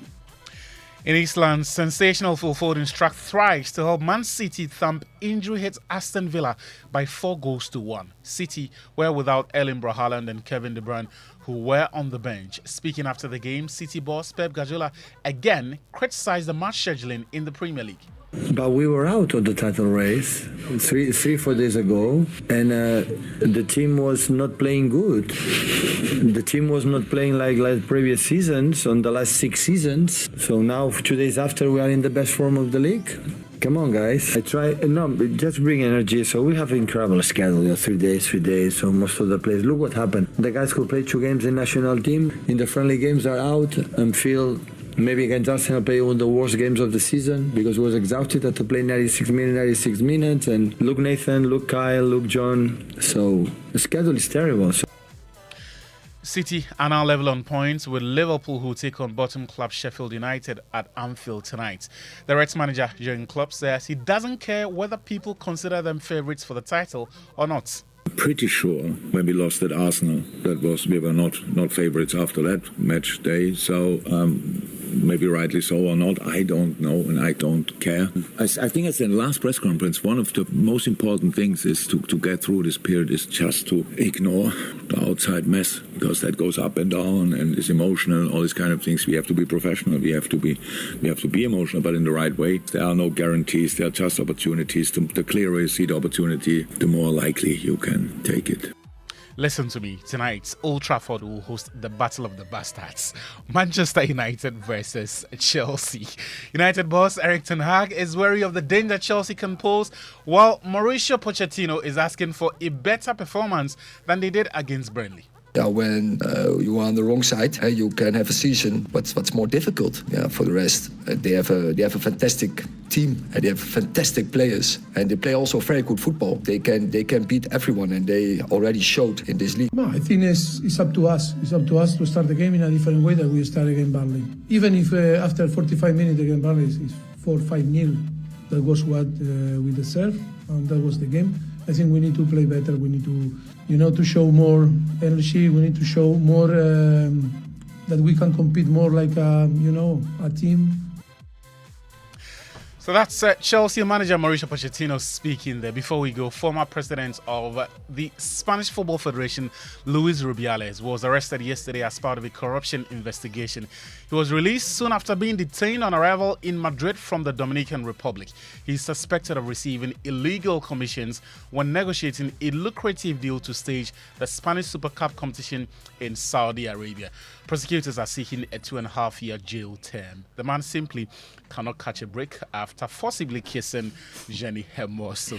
If we can't get you for kissing, we can get you for corruption. Well, hopefully the law is able to get to the bottom of this matter. But that's all time will permit us on the Joy Sports Center this morning. All right, Archie, thanks a lot for sports. There's more sports on myjoyonline.com. Right now, though, we just have to cross over to Uncle Ebo White for Food for Thought, which is brought to us by Roverman Productions. Be the difference. Gorgeous. Uncle, good morning. Yeah, good morning. Hey. You dodged on Monday. Oh, yeah, I know. It's taking a little breather. And I missed the first show, as in the first week of Dubai or No Sex. Yes. We've had a great show. We've had great feedback. When are we receiving you? Oh, this weekend, definitely. Okay. Yeah. Okay. A lot of people have enjoyed it. In fact, somebody told me that this play is likely to beat Unhappy Wives, Confused Husbands. Oh, wow. Yeah. So I'd like to see what you think when you come to watch it. Okay, but sure. This morning, Gorgeous, let me take a moment to acknowledge a special woman who turns 60 today. Okay. She's the head of nursing and midwifery services at the Lekma Polyclinic. Her name is Desiree Mokua Opoku, and she retires from the Ghana Health Service after 37 years of distinguished service. Wow. Gorgeous, I know this woman. She works as if the hospital belongs to her. So, Desiree, happy birthday, and I pray that the coming days will bring you even more joy, that your retirement will be busier than when you were in active service. I wanted to say amen, but I don't know if I still should say amen. I think it's a good thing to say amen. Amen. All right. That you'll find fulfillment for all the years of sacrifice and service that you've given to Mother Ghana, and especially in the last few years to the community around Lekma. Thank you very much, Desiree. Jesus had been arrested by a mob sent by the chief priests and elders of the people in the Garden of Gethsemane. The mob had been directed by Judas, one of the disciples of Jesus, who for 30 pieces of silver had sold out his master to his enemies. Everything in Peter said he should get lost, but something in him would not allow him to do so. He was still determined to prove his devotion and loyalty to Jesus. So he followed the mob from a distance as they took Jesus to the residence of Caiaphas, the high priest. On the way, Peter saw John and fell in step with him. The security at the residence of Caiaphas was very tight. But to the surprise of Peter, John was waved through without any questions. Peter tried to follow him, but he was stopped at the gate by a servant girl of the high priest with guards around her. Yes, what do you want? The girl asked roughly. Peter was stuck. He knew that he could not say he was with Jesus.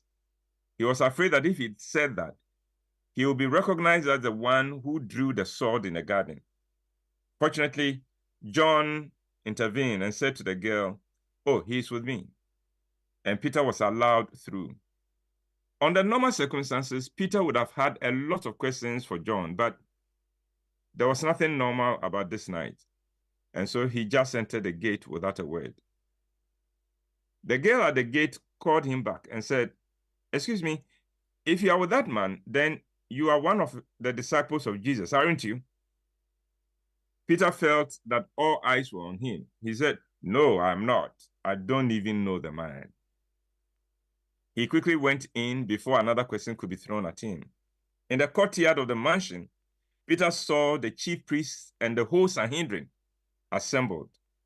The night was very cold, and so when Peter saw some people sitting around fire in the middle of the courtyard, he went to join them to keep warm. It did not take long for Peter to understand what was going on. The leaders were looking for evidence, any evidence against Jesus, and were actually encouraging people to come up with anything, even if it was false. The intention was clear. Jesus was not going to get out of this alive. The Sanhedrin members were hell-bent to have Jesus put to death. Nothing less would do for them. Many false witnesses came forward. Peter knew their testimonies were false because he had been a part of the ministry of Jesus from the start, and he knew that none of what they were saying came anywhere near the truth. For instance, one witness said Jesus beat his wife to death. When it was pointed out to him that Jesus was not married, he said, well, as for me, that is what I was told. Another said, I know for a fact that this man is raising a private army and has actually been kidnapping people into his army. He was asked where the army trained, and he said, in the temple, deep in the night. Another witness said he knew that Jesus was not a Jew, but an Egyptian. He accused Jesus of defiling the temple with his frequent visits. When a member of the Sanhedrin said he knew Jesus' mother and father, the man just shrugged and went to sit down. Peter was disgusted that people could lie so blatantly, even under oath, and get away with it. Just then, another servant girl of the high priest happened to pass by the fire. She stopped and peered closely at Peter and said, did I not see you in the garden? You were with that man, weren't you? Peter panicked. He was sitting among armed guards of the high priest, and he had heard them talk of their desire to destroy Jesus and what he stood for. What would they do to him if they discovered that he was a disciple of Jesus? He felt that only a robust denial would do. So he said, I don't know what you're talking about, man. I swear I don't know the man. The girl was about to press a case, but one of the guys said, leave the man alone. He says he doesn't know the man. Go away, don't disturb us. The girl left. Now Peter began to relax among the men around the fire. So he began to join in freely in their discussion of what was going on. And as was the nature of Peter, he must dominate any environment in which he found himself. So he was soon engrossed with being the center of attention that he did not realize that the others had actually stopped talking and were looking at each other. Then the one who had ordered the servant girl away said, Master, your accent clearly shows that you are from Galilee, and Jesus is also from Galilee. Put two and two together, and it can only mean that you are one of that man's disciples. You can't deny that. Peter jumped to his feet and said as forcefully as he could manage, I swear by everything I hold dear that I don't know the man. He was going to say more, but just then he heard the cock crow, and he froze as he remembered the words of Jesus. Quote, before the cock crows, you will disown me three times. He looked in the direction of Jesus, and just then Jesus turned in his direction and their eyes met. Peter felt as if he had been hit in the stomach. He heard the words of Jesus echoing in his mind over and over as if in a loop. Cock crows, disown me 3 times. Cock crows, disown me 3 times. He covered his ears with his palms in a desperate attempt to cut off the sound in his mind. Of course, it did not work. He ran out of the compound weeping. The tears would not stop as he said over and over, I'm so sorry, Master. I'm so sorry. And gorgeous, this is where we will leave it. I'll conclude this, God willing, on Monday. Okay. All right. Because I was waiting for more. I wasn't ready for you to end. No, that's not where it would end. Okay. There is more. All right. But Dubai or No Sex shows this weekend, 5th, 6th, and 7th. Yeah. All right. Yes, it does. And oh, by the way, I know that there are men who say that I am always on the side of the woman. If there is anybody listening who is of that view, come and watch this play and come with your woman. Okay. You will thank me later that you did. Yeah, come with your woman. If you're a man, you are married or dating, the biggest favor you can do yourself and your relationship is to come with your woman to watch Dubai or No Sex. All right. Uncle, will people be buying tickets after that? As in, will they be buying Dubai tickets after watching? Well, we are taking one person to Dubai. Yes. Okay. One patron of ours will be taken to Dubai. We'll select, we'll announce the process in the auditorium. So one patron from this quarter is going to Dubai. Right. And we are looking forward to that. Okay. But the men will bring the women, will not be forced to buy tickets after watching, right? After experiencing. No, they actually... No, but you see, gorgeous, you do not realize that we love to please you people. We love to make you happy. But the men say chroma is shit, so no pressure. I just want that assurance. No, nobody. No, you don't need to fear anything. Okay. Just come. You All have right. great fun, great good fun, and then at the end you can thank me for. Actually, every man who comes to watch this with his woman will thank Mama V and I for inviting them to come. Okay. All right. Okay then, Uncle. I'll see you this weekend. Yes, I'll suspect you. All right. That's Uncle Abel White with Food for Thought today, brought to us by Roman Productions. Be the difference. And just stay right there. I'll tell you where you can grab a ticket to go and experience Dubai or No Sex. But social media messages are brought to us by EcoBank. A better way, a better Africa. Provident Insurance. With Provident, man, you are covered. Mala 2 from NS Chemist for the effective treatment of malaria in both adults and children. When the pain is too much to bear, please grab Rapinol. Rapinol, the rapid pain reliever. Across Africa, a new era has begun. Shifting our focus to a new horizon, connecting us with one purpose: to create and share opportunities to grow.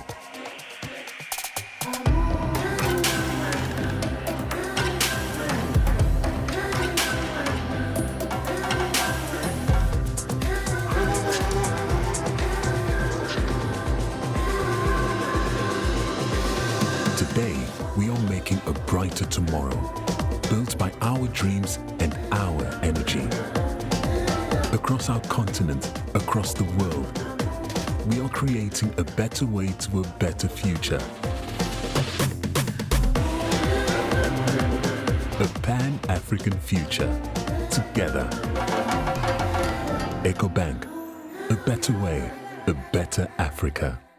Hello? Fair driver, are you sending the sales? Boss, Medicana Kopim. Hey, what the car to me so? Boss, you no renew the insurance. Tell it, I didn't have time, I had to go to the farm. You can insure on the farm. And I had to go to the market too. You could have insured in the market. I had to cook supper for my wife. Boss, you could have insured in the market. But how? By texting or buyer on 0242 426 396 to help insure with Provident Insurance on WhatsApp from anywhere. Annie, babia. With Obaya, now you can insure your car anywhere, anytime on WhatsApp. Text Obaya on 0242 426 396 today. With Provident. Man, you are covered. It's the Super Morning Show. Time check exactly 8 a.m. So let's bring you the business minutes brought to us by Consolidated Bank Ghana CBG. We stand with you. Anointed Electricals, the generator expert, and Wyca Recapital together towards tomorrow. Hello, welcome to the Joy Business Minute, brought to you by Consolidated Bank Ghana. We stand with you, Anointed Electricals, the generator experts, and Wyca Capital together towards tomorrow. Government has reversed the suspension of the Price Stabilization and Recovery Levy on petroleum products. The move could result in another increase in fuel prices beginning today. The Institute of Economic Affairs has described the Bank of Ghana's constant reliance on foreign loans to stabilize the city as unsustainable. According to the institute, the government needs to prioritize value addition to mineral resources and industrialization. The Ghana International Bank is hoping to expand its collaboration with more African banks to support intra-Africa trade. And technology giant Amazon has announced job cuts affecting hundreds of staff at its cloud computing business. And that's the Joy Business Minute, brought to you by Consolidated Bank Ghana. We stand with you, Anointed Electricals, the generator expert, Capital, together towards tomorrow. Wake up, good morning, good morning. It's the most action-packed breakfast show in town. The hottest music, the best giveaways, the great interviews, and all the laughter and fun you can imagine. Don't miss the Super Morning Show on Joy 99.7 FM. It's the best breakfast show in town. Coffee in your cup and joy on the set. The Super Morning Show is always the best bet on Joy 99.7 FM. It's 2 minutes after 8 here on the Super Morning Show on a Thursday. And Daryl just brought us the business minutes. We're grateful always to Consolidated Bank Ghana CBG. We stand with you, Anointed Electricals, the generator expert, and Wyca Recapital together towards tomorrow. They all bring us the business minutes here on the Super Morning Show on weekdays at 8 a.m. Now, Anointed Engineering Services Limited, you know they're into sales of ultra silent generators from 5 kVA to 2,500 kVA. They undertake maintenance and they also repair all kinds of diesel generators. They stock genuine spare parts of all kinds for various generators as well. And you can rent a generator from them. They have branches nationwide. Locate their latest branches though in Ambrahia. Frims Oil on the main Adenta Dodowa Road. That's where you can find Anointed Electricals. In East Legon is the Lagos Avenue Road opposite Tomrick Hotel. In Tema is the Tema General Hospital Road Community 9 just after the overhead. Kaswa, you also find Anointed is off the Wager Kaswa Road near Simaf Cement Depot. And Odoko, they have a big head office there, number 77 Anointed House of the Odoko Malam Road, Accra. But call their hotline on 0243 480 334 0243 480 334. Anointed, the generator experts. Coffee in your cup and joy on the set. The Super Morning Show is always the best bet on Joy 99.7 FM. Food for Thoughts brought to us by Roverman Productions. Be the Difference. Uncle Ibo White will be with us again next Monday for another Food for Thoughts. He'll actually be concluding the series. But Dubai or no sex is coming up again this weekend. Yes, it is, Mama V. Tomorrow tomorrow is just one show. That's at 7 p.m. And then on Saturday, 2 shows at 4 p.m. and 8 p.m. Sundays, 3 shows at 1 p.m., 4 p.m. and 8 p.m. And so that's Roverman 1, 2, 3 is at the National Theatre. It's only 200 Ghana cedis. Buy tickets, VACOBA short code *365 *535 hash and at all regular outlets. Be informed, that is the best part, that a purchase ticket may earn you a free round trip to Dubai. Mama V loves that, but she's disqualified. Yeah. You can, so for inquiries call. I'm not disqualified. My boss is starting out there. He has not disqualified me. Wait. The thing says Roverman Productions in partnership with the National Theatre and Joy FM. Yeah, and so? For purposes of fairness. And so? If there's anything like fairness. There's nothing like fairness here. It's just like scholarship distribution. Please, anybody who's Ghanaian is qualified. Anybody who's Ghanaian is qualified. Really? Yes. But that's what people are saying.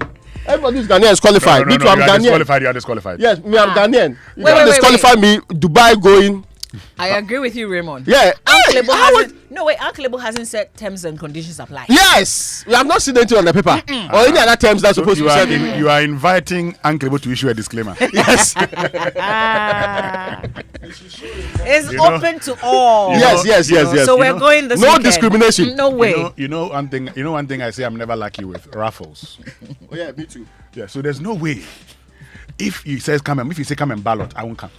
Yeah, it happened to me in Lagos. It happened to me in graduate school. I remember they asked me to ballot. I balloted like 3 times. Oh, so I was cheating the system still. No. Get me on ballot. See, on ballot. See, on ballot. I put my hand in. I can't find it. It won't work. It didn't work. Hey. Well, so for enquiries, you never know. It may work here. For enquiries, call 0596921960. Send a WhatsApp to 0505546030. You can follow Roverman Productions on the social media platforms at Roverman Productions. Proudly sponsored by Giro Tomato Mix and GCB Bank PLC. Media partner M Notify and Logistic Movers. Buy your tickets now. Roverman Productions. Be the difference. And please keep sending your messages. Our WhatsApp number is 055-111-997, 055-111-997. You can also post on X's Joy997 and kindly use the hashtag Joy SMS. Social media messages brought to us by EcoBank, a better way, a better Africa. Provident Insurance, with Provident, man, you're covered. And Malatu from NS Chemist for the effective treatment of malaria in both adults and children. Raymond, when the pain is too much to bear, just grab Rapinol, the rapid pain reliever. We hear you. We want to hear from, all our listeners, particularly those who may have applied for scholarships in this country, to share their experience with us. Because today, the Fourth Estate has revealed that some persons close to persons in power, as in politically exposed person, have become beneficiaries of a scholarship scheme instead of brilliant but needy Ghanaians.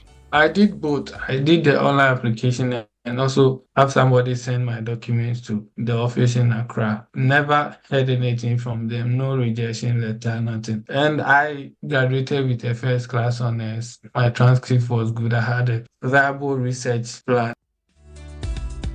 You can only throw out political mischief because we don't ask for your party card in our assessment of a scholarship.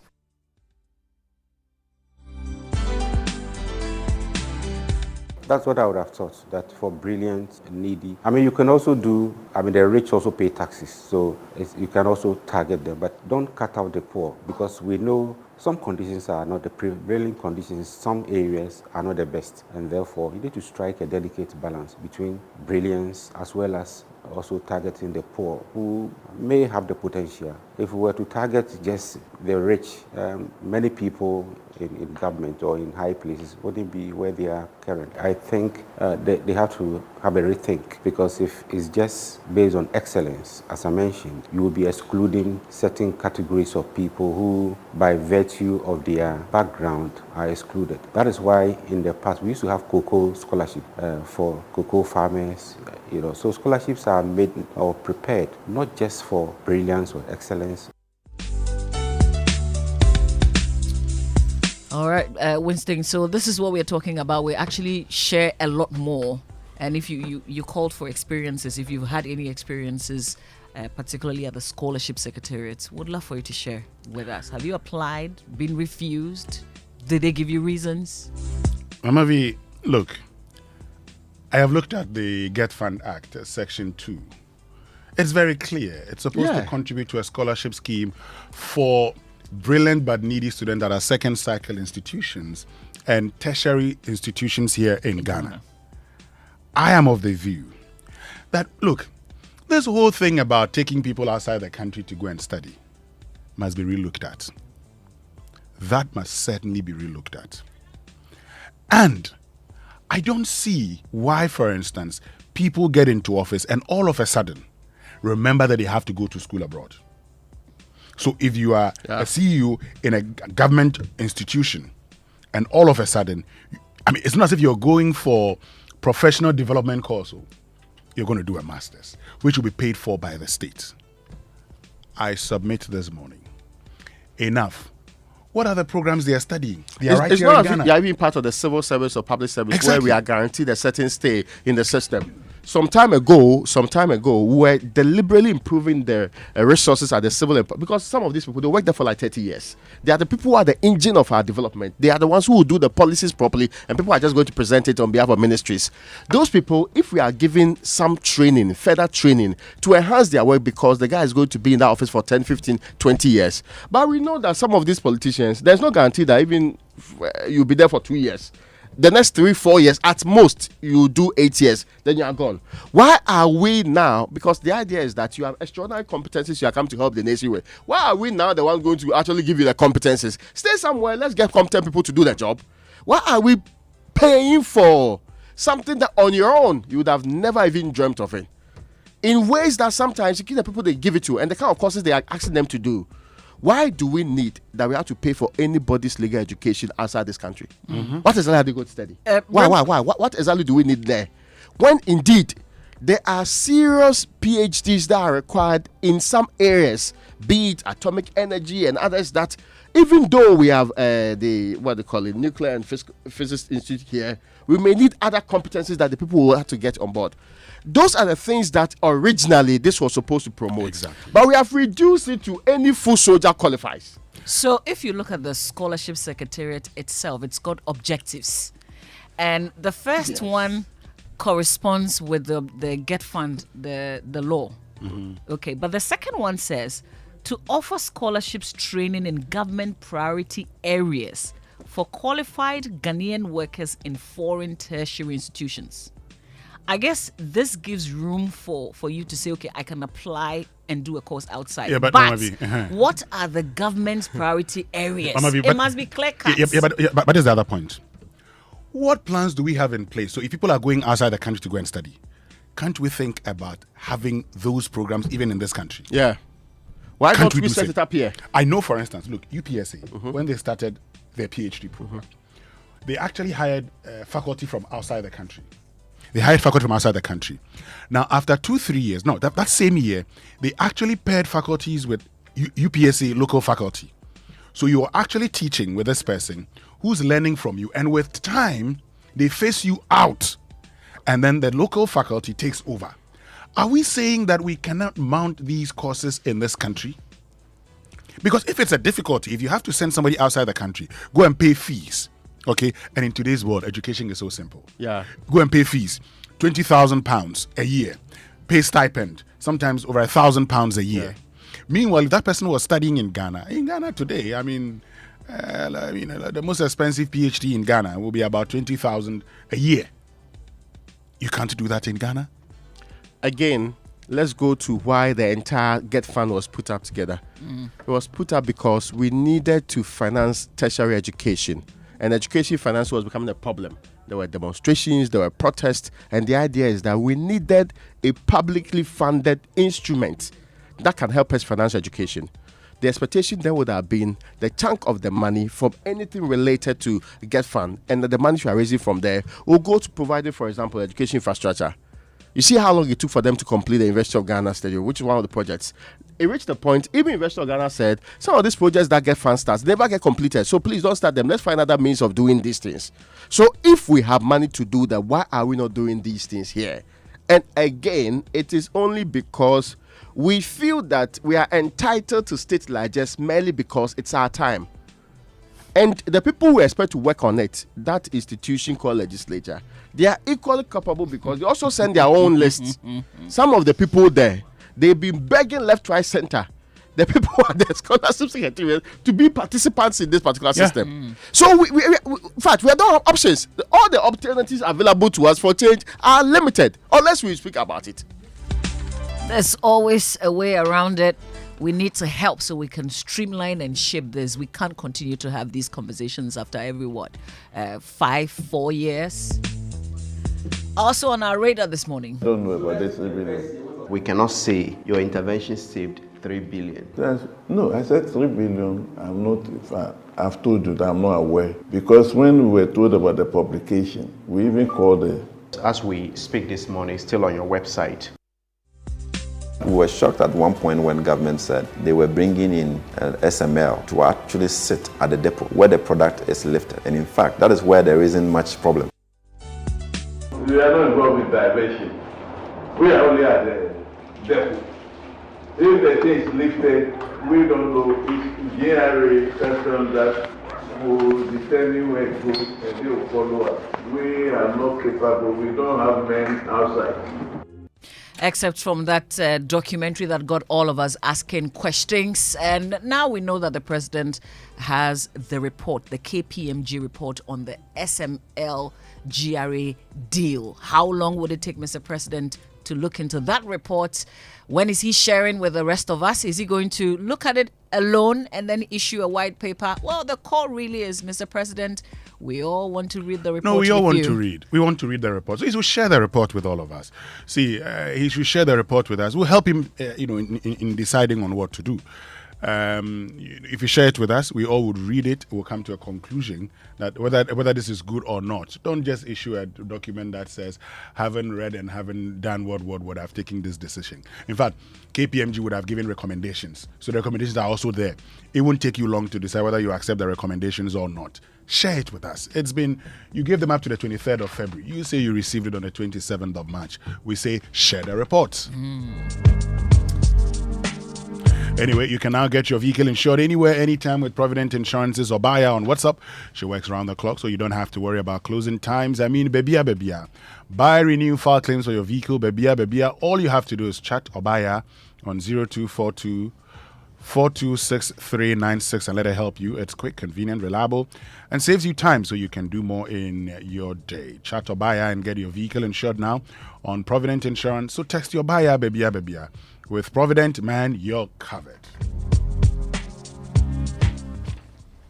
Now, every day people face different emergencies. There's the police emergency. There's also the fire emergency. I'm sure I'll be heard of the medical emergency, and your very special one too. Yeah, many Ghanaians don't know their emergency numbers. Well, here's what you want to remember: *770#. Yes, *770# is the new EcoBank money emergency number. *770# gives you instant access to loans, fund transfers, utility payments, airtime, and data purchases too, and so much more than just that. Anyway, even when you don't have data. So there's no need to panic when you find yourself in any money emergency. EcoBank will always come to your rescue. Dial *770#. Now, for solutions to your money emergencies, EcoBank is their Pan-African bank. And our big story is brought to you by Telecel, connecting Energy's latest film, your partner for life and equity health insurance, here for you. And in today's competitive business landscape, a healthy workforce is the foundation of success. And that is why we have designed our corporate health plans to empower your employees and enhance your organization's performance. With Equity Health Insurance, you're not just investing in insurance, you're investing in the future of your company. And our plans are tailored to meet the unique needs of your employees, providing comprehensive coverage and incomparable benefits. Our commitment goes beyond paperwork and premiums. At Equity Health Insurance, we stay with you all the way. Call us on 0501 515 124 or 0506 607 910 and let us serve you better. Equity Health Insurance, here for you. And you're about to have the world at your fingertips because the wait is finally over. Telecel is here. Now you have everything you want and need. Quick and reliable communication, stress-free money transactions via Telecel Cash, transforming your big business ideas into success stories with Telecel Business and more. Connect with Telecel and enjoy a world of endless possibilities because with Telecel, there's no limit to connections. Telecel, connecting energies. Now, are you dreaming of the perfect sofa to upgrade this year? Your dream is now a reality at latest form. Introducing our sensational V sofa range where comfort meets style at prices that will make your heart skip a beat. Hop into any of our latest foam showrooms across the nation to dive into a world of color and choice. From the sleek L-shaped V sofa, which is just 3,100 cedis, to the complete V sofa set for an unbeatable 6,500. So that's somebody's money for 3 days anyway. You have the opportunity to elevate your living space with latest foam. your forever partner in comfort and luxury. Hurry, Mama V, your perfect sofa awaits. Latest Foam is your partner for life. I'm grabbing that with you. Yes. The showroom, We are going to see that in. No, we are taking the thing away. We'll see first. Let's get to the birthday messages. Now, you and Mama V, this one you started. Let's do a belated happy 50th birthday to Mrs. Portia Felice Mensah, who's headmistress of Christ the King. May God bless your new age with renewed strength and wisdom. And this is coming from Aisha of Joy News. But also a happy birthday to Linda Ifua Santua Ofori, who's team lead at Befitting by SFBG. May this lovely day bring happiness and new opportunities from Winifred Ya Osei and the entire Ofori and SFBG family who say they love you. And also happy birthday to Dr. Juliana Atto, who is medical lab scientist with the Ghana Health Service and is from Winifred Yaose and the entire Atto family. But this one is happy birthday to Ebenezer Sabute of Joy News, affectionately called Sabu Sugar Perry 1. Hey! And it's from the registered babe. Relax. Now, sorry? So that's the registered babe. Registered so babe. we have to take a registered one step at a time. First and foremost, I'm not sure. Affectionately called one affectionately. Sabu. Sabute. So there's Sabu something. He's called Sabu Sugar Perry 1. Hey.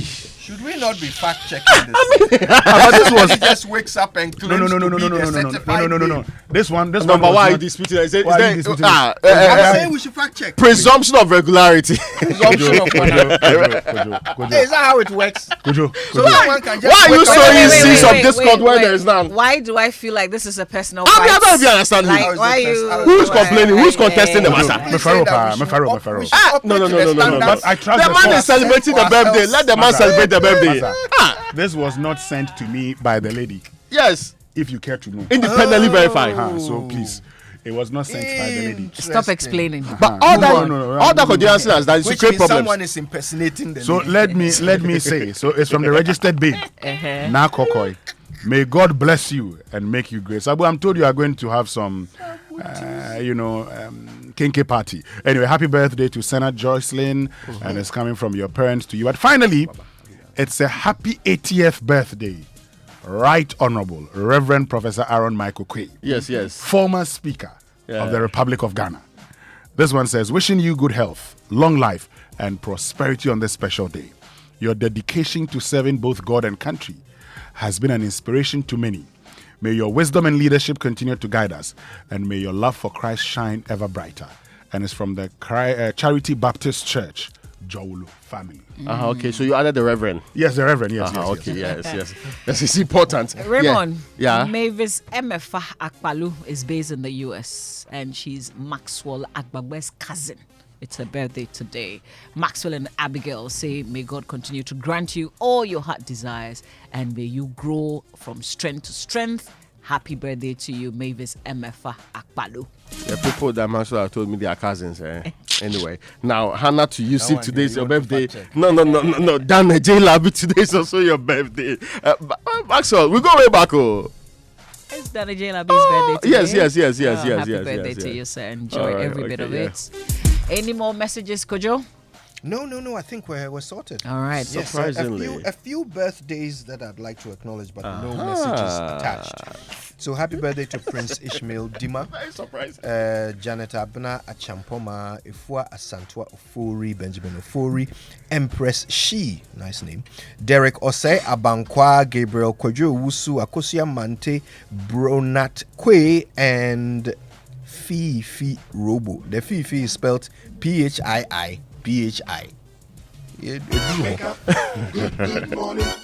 Good morning. Keep the frequency clear. 99.7. Ladies and gentlemen, Telecel is here! Telecel, connecting energies.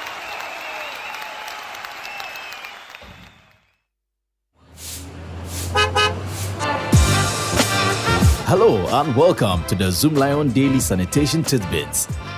It's a collective responsibility to prevent breeding of disease vectors such as cockroaches, mosquitoes, houseflies, and snakes within our properties and in the immediate environment. This can be achieved by making a conscious effort to store waste we generate using approved bins and ensure the safe disposal of such waste. Thank you for your attention. This message was brought to you by Zoom Lion Ghana Limited.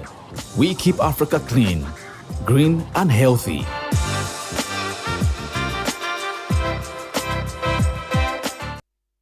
Roverman Productions, in partnership with National Theatre and Joy FM, present an original Igbo play, Dubai on No Sex. Barney, darling, do you know where Simon and Diva went for their annual vacation? To Dubai. Oh, so you know. And the year before that, they were in the Caribbeans. Where have you been on vacation with me, your wife? Ajwa, you and I have been at Kwewu for Easter. Kwewu. Winneba for Abuache. Elmina for Bakatu. Elmina. And we have been at Keta for...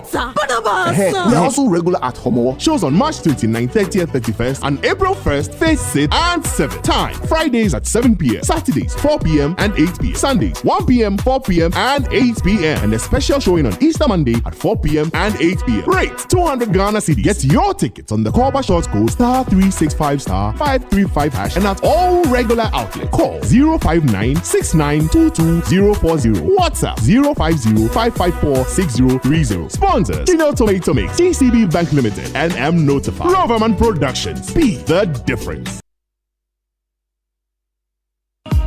Waikari Capital. We are a multinational fund management company regulated by the Securities and Exchange Commission. Our aim is to help our customers thrive by enabling them to achieve their lifetime financial goals while investing their funds in ways that create a positive future for them, their families, and their businesses. In this way, we help them to create the best life. Speak to us today. Call us on 050-157-7546 or 050-157-7547.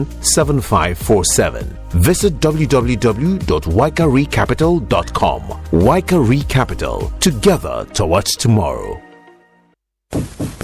Hey, Cashman. Yeah. Don't you know Nana has assembled all of us and you are here making calls? My generator is spoiled too. So I'm calling a renowned Ghanaian company with an excellent track record in the sales and repairs of generator sets in Accra to come and repair for me. Oh, is it Anointed Electricals? Yeah. Anointed Electricals deals in quality and genuine generators with high fuel efficiency. We also rent generators. They sell quality generators from 10 kVA to 2500 kVA. They have spare parts of other generators and can repair every faulty generator set even if you didn't buy from them. Look, now we don't have any electrical problem in Accra. Oh, how? Because Anointed Electricals is right here at East Legon, Lagos Avenue, opposite Tomric Hotel. And that's why Nana is calling us. Okay. Yes. If you want to buy a brand new generator or repair the old one, visit Anointed Electricals. Or if you are within Accra, call our hotline 0246 423 534 or call 0243 480 334. They have qualified and dedicated men on 24-hour after sales service. Then let's go and listen to Nana. Let's go. Gosh, after giving you the hint, won't you give me anything? Anointed, the generator experts.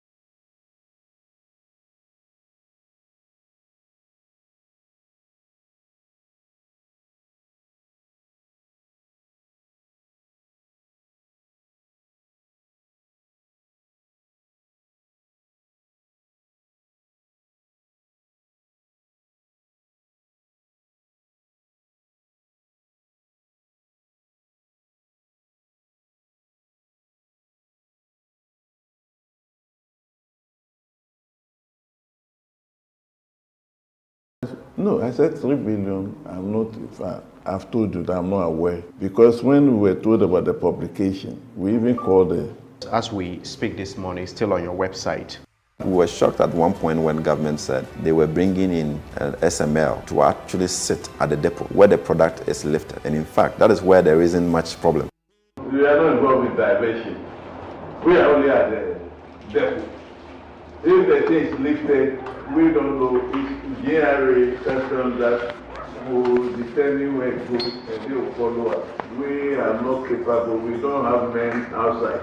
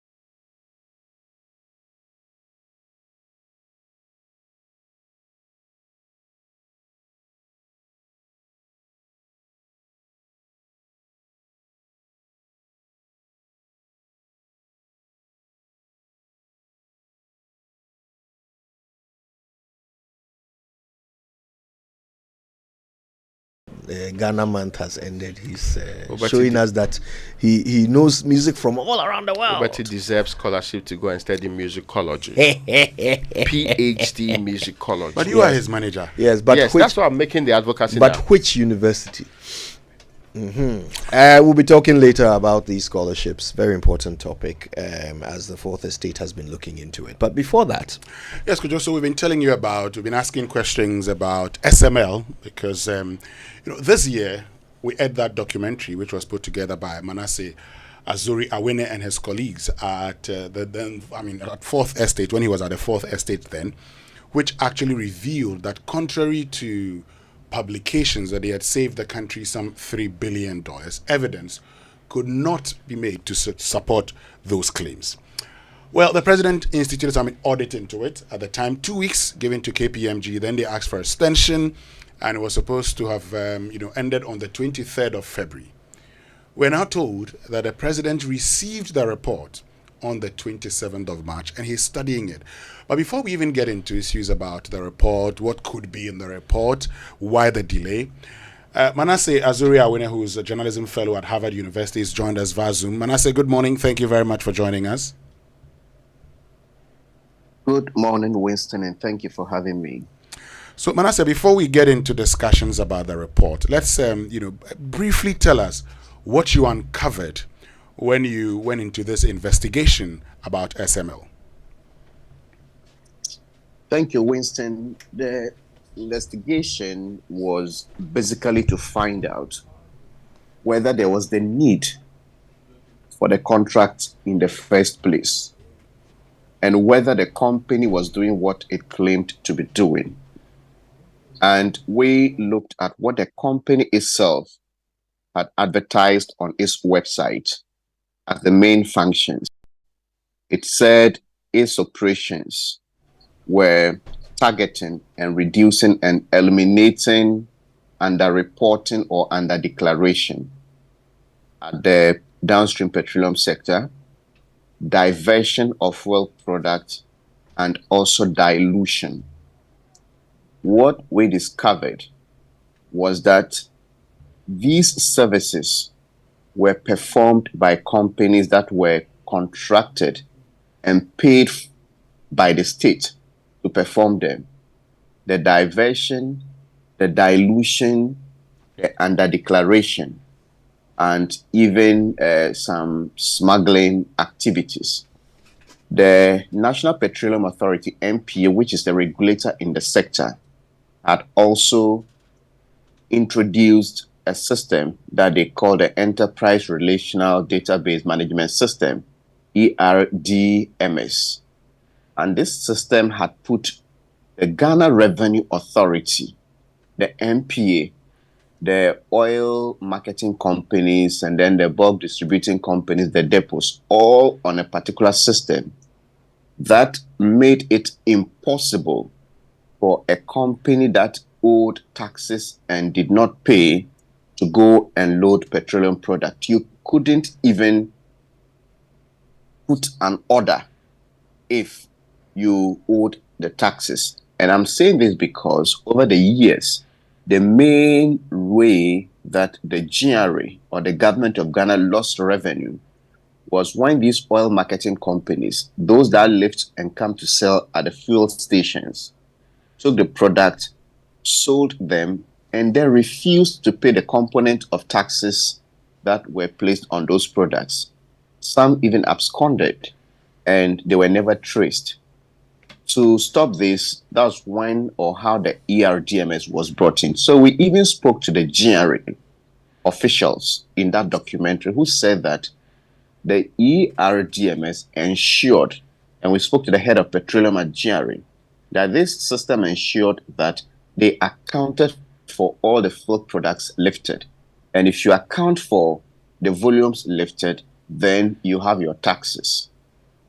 We had companies that were doing the fuel marking to stop the dilution. We had a company that was tracking. When you lift fuel from any depot in Ghana, there is a live monitoring device at the NPA that is able to tell where the fuel is going to any part of the country. So even if you stopped anywhere to discharge the fuel, there is a system that ensures that you'll be reported live. It will signal the control room at NPA. So all of these were in place. And we even got from the GRA that even if these systems were not in place, it was almost impossible. That is their word, that almost impossible to get fuel stolen at the depots. So it came as a surprise when this company was SML, which is an offshoot of a timber company According to them, they have no experience in this, or prior experience in this sector. Their only customer has been the government and their contract with the GRA, claim to be doing all these functions. And with this evidence, we confronted the company. The managing director, Christian Soti, and his team initially denied that they even mentioned that they performed these roles. So in that meeting, we said, okay, I went onto their website and said, look, you have it on your website. And they all agreed, oh, no, it may be a mistake. And then they were not doing those services. By the end of the day, they deleted them from the website of the company. So the major things this company claimed they were doing and saving Ghana money, we confronted them, they deleted them, they admitted those claims were false. Then they made a claim, which the media publicized. It was on the front page of Daily Graphic, that they have saved $3 billion, Ghana cedis, as a result of their operations. We went to the company and said, look, we first got figures from the GRA in that sector, and the incremental revenue within the period this company operated was 2.4 billion cedis. And they had already admitted they were not performing the roles that they claimed to be performing, for which reason the savings were supposed to be made. When we confronted them again, they said, no. And I'm talking about the managing director of the company, Christian Tetesoti, who at the time of the contract with GRA was the technical advisor to the Commissioner General of the GRA. So when the contract was signed, he left that role at GRA and came to manage the company. So we asked him, and he said, no. This 3 billion, he didn't even know where the figure came from. And I told him, look, even as we speak this morning, it is on your website. And they said, no, it was the media that got it wrong. And I said, so if the media got it wrong, why do you repeat the wrong information on your website? The media quoted you wrongly. You have it on your website. And he said, well, I don't know of any website matter. So that claim too was again false. So the basic or the major things that this company claimed to be doing were not being done. And the new thing they had introduced at the time of our investigation was fuel gauging, or the tank gauging, to know how much fuel is in the tanks. And when we interviewed the GRA, they said dipping was part of the process. It wasn't a cake. And that they were even surprised when on the FPSO, some people had made it look like the GRA officials didn't know what they were doing. Some of the tanks, so we went to the Tema tank farm, operated by Chase Petroleum. The depot, they also even have meters by the tanks that showed exactly what amount of fuel was in every tank. Then at the MPA, they also had started tank gauging system. So the MPA can tell you the amount of fuel that is in the tanks of the various filling stations across the country. Okay. So they said they were just about to extend it to the the depot, so they have an end-to-end system.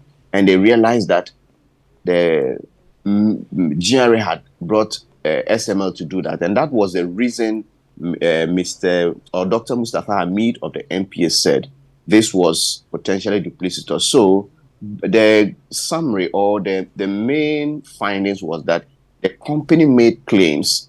The company was taking so much money. And then when we confronted the company on its own claims and the things that they claimed they were doing, we realized they were false. They admitted them on record. Okay, so Manasseh, we know that following the documentary, the president directed that KPMG audit this contract. He also directed a suspension of the performance of the contract until the audit was completed. Initially expected to have been completed by mid-January. It was extended to 23rd February. Now we're told that the president received the report on 27th March 2024. Do you have any information as to how come, the audit that was supposed to have been completed in February only finds its report at the presidency on the 27th of March? Well, Our sources close to the government indicates that there was more work to be done than initially envisaged. I think the initial mandate to KPMG was for 2 weeks. And I remember civil society organizations, apart from raising the fact that KPMG had a conflict of interest in this, because KPMG is paid by the GRA and the government, sometimes even the finance ministry, to do work for it. So it was like the KPMG being brought in to audit the company or the entity that pays it or one of its clients. So they raised those concerns. But apart from that concern,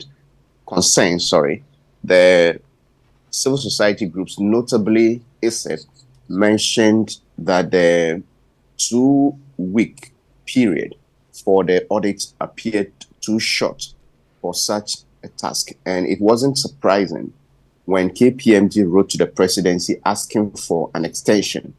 And according to the statement later released by the Office of the President, the new submission date was 23rd of February. Now, our sources indicate that even with that, KPMG realized that there was more work that needed more time than the second submission date. And that was the reason they delayed. And it appeared also that they submitted a draft report, and there was some back and forth before the final report was submitted on the 27th. So I really do not see much problem with it. From what I gather from our government sources, they needed to ensure that the work was properly done. And I think it is better to do it well than to do it fast. Maybe early. And the question now is whether or not KPMG did a good job or they did it well, and what we are expected to have should the president decide to issue a white paper and also publish the report, as President Mahama did in the Jida situation in 2013. He was hounded to publish the entire report because the white paper wasn't enough.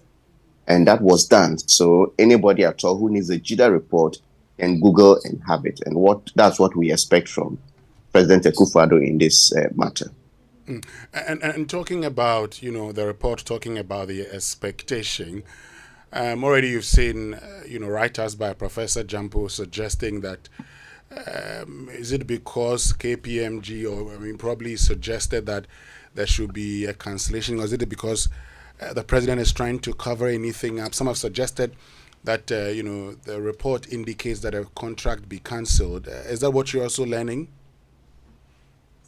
Yes, some of our sources close to the government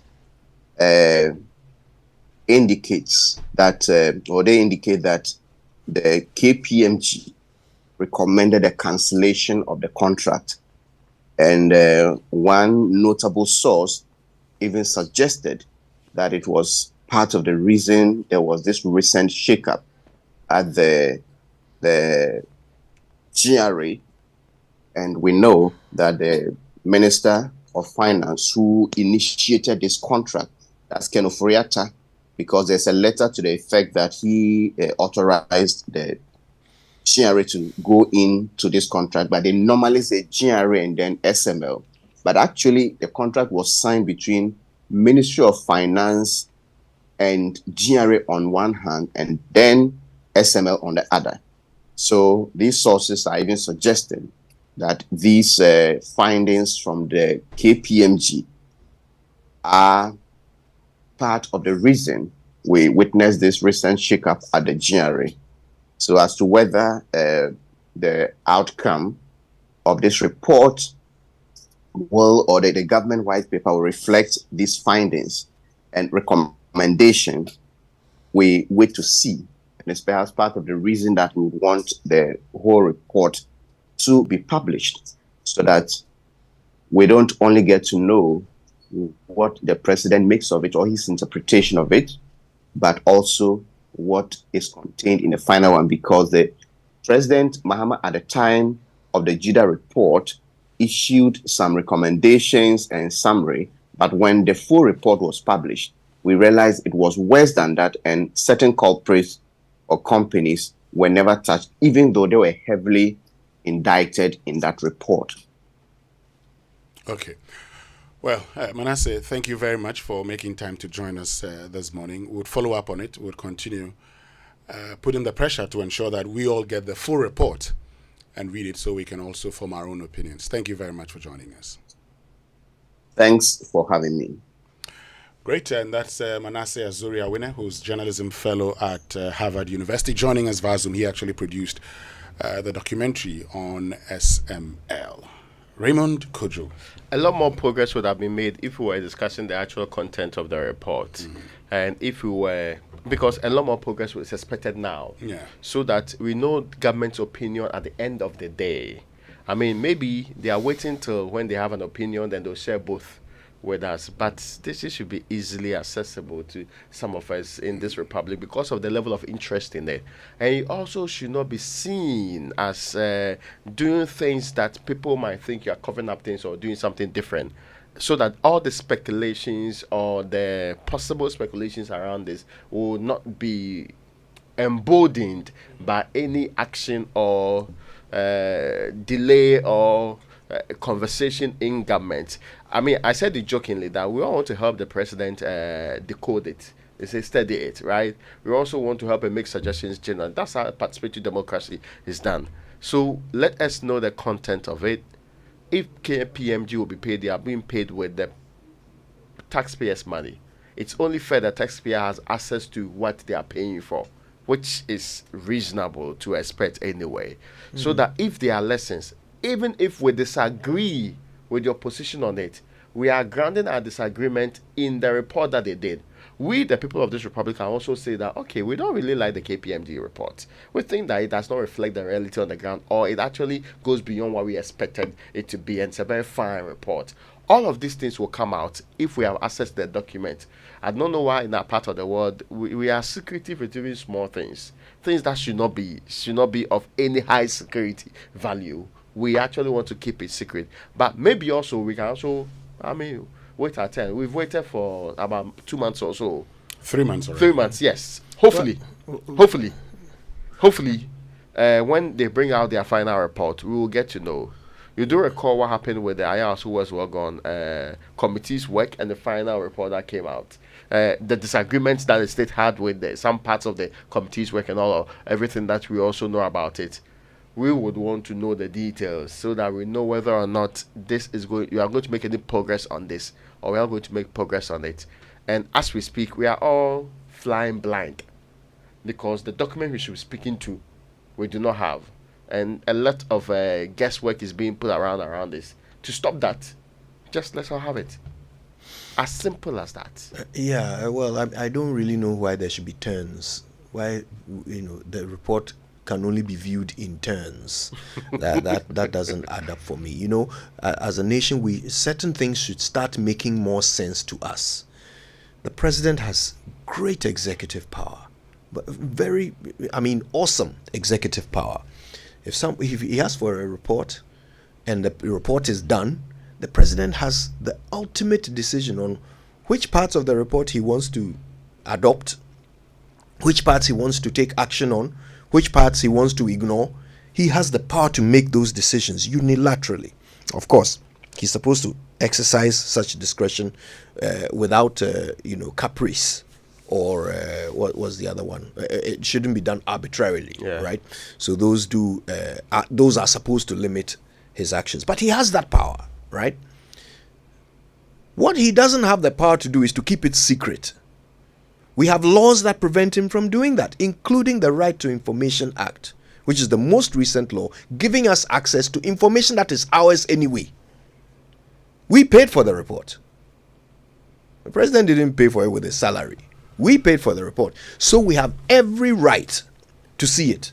And there is no need for taking turns.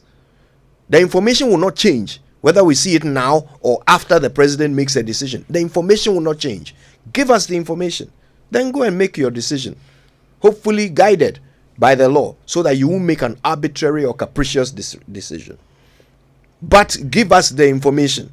As for that one, you have no either legal or moral right to keep it secret when we paid for it. We are the ones who even made you aware that there's a problem there for you to go and order an audit. So this is not the time to suddenly decide on what information to hold from us and tell us to wait our turn. No, please share the thing.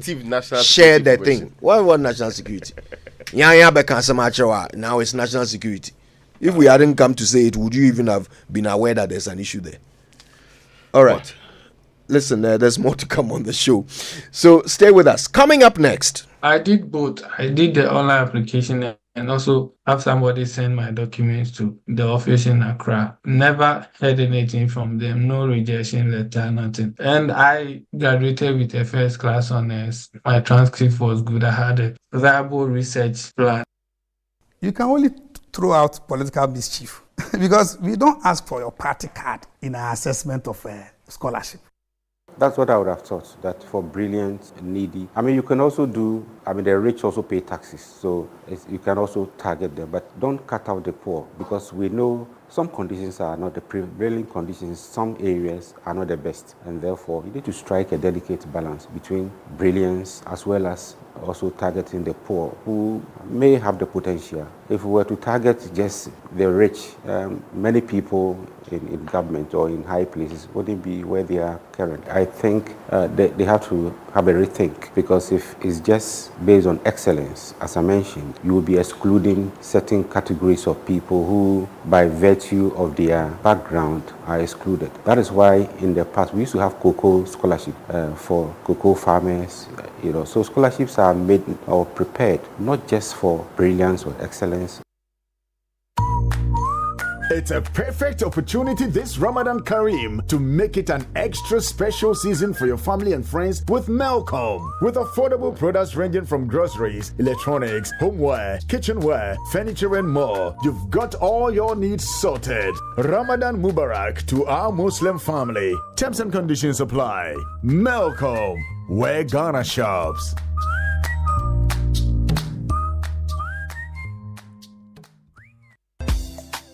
Are you a corporate organization, e-commerce business, individual or student looking for a trusted courier company where you can track your package and receive SMS alerts to keep you posted? At IAS FedEx, we move your documents and parcels with care to the destination of your choice. With offices across the nation, we happily deliver your package to your office or the comfort of your home. With the assurance of safety and affordability giving you peace of mind, IAS FedEx has your package in good hands. Call us on +233 501 605,000 or +233 501 631,000. IAS, licensee of FedEx.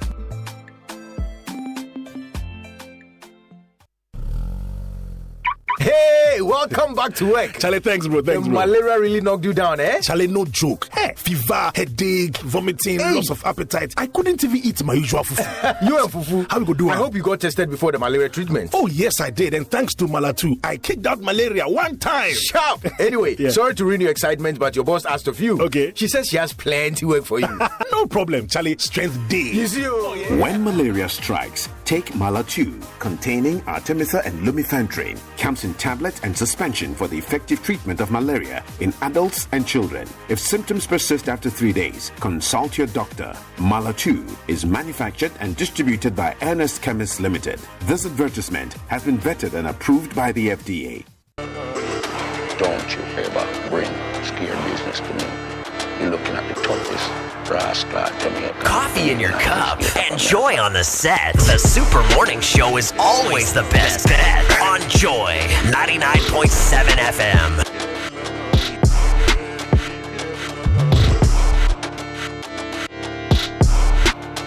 Coffee in your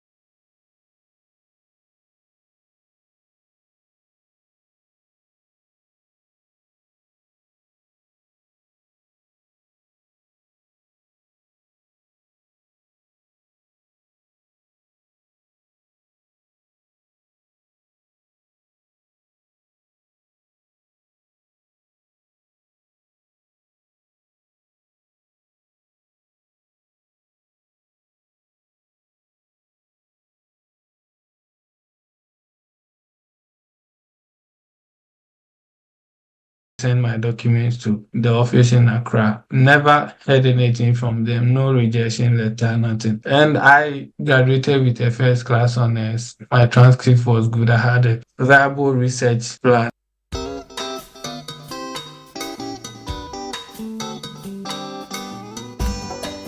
Asampaetia Obanyansafo so wo bunuye won kana asam te mafutu sam kakre wa asopeme yo kofi oman ya woman oman ya mama geni baby akọ wacha ta ya wareni wonsom wanyini pa asade pa wo fi oye ya mo ya mera ye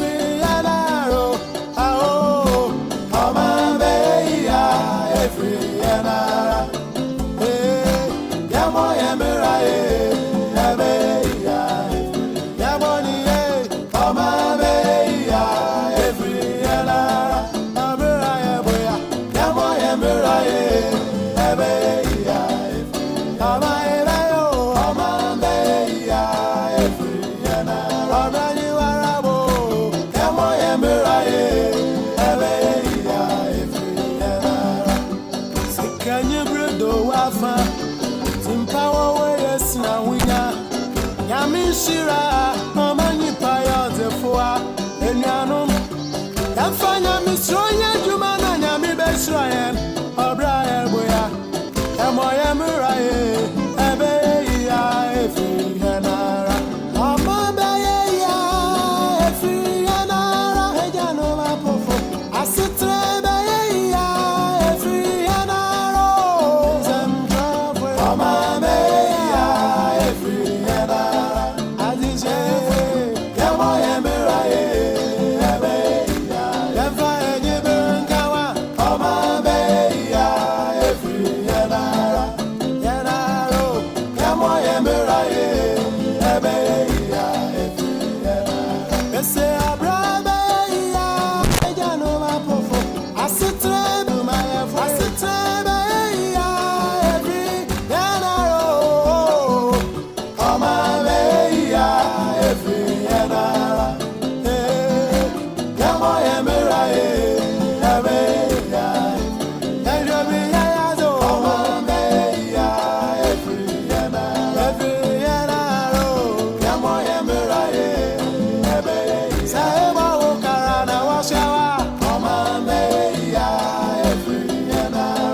So imagine applying for a scholarship from the Republic of Ghana and having to, go to an interview. Well, sometimes you don't even get to go for an interview. All you're told is that, you're supposed to have been at that interview.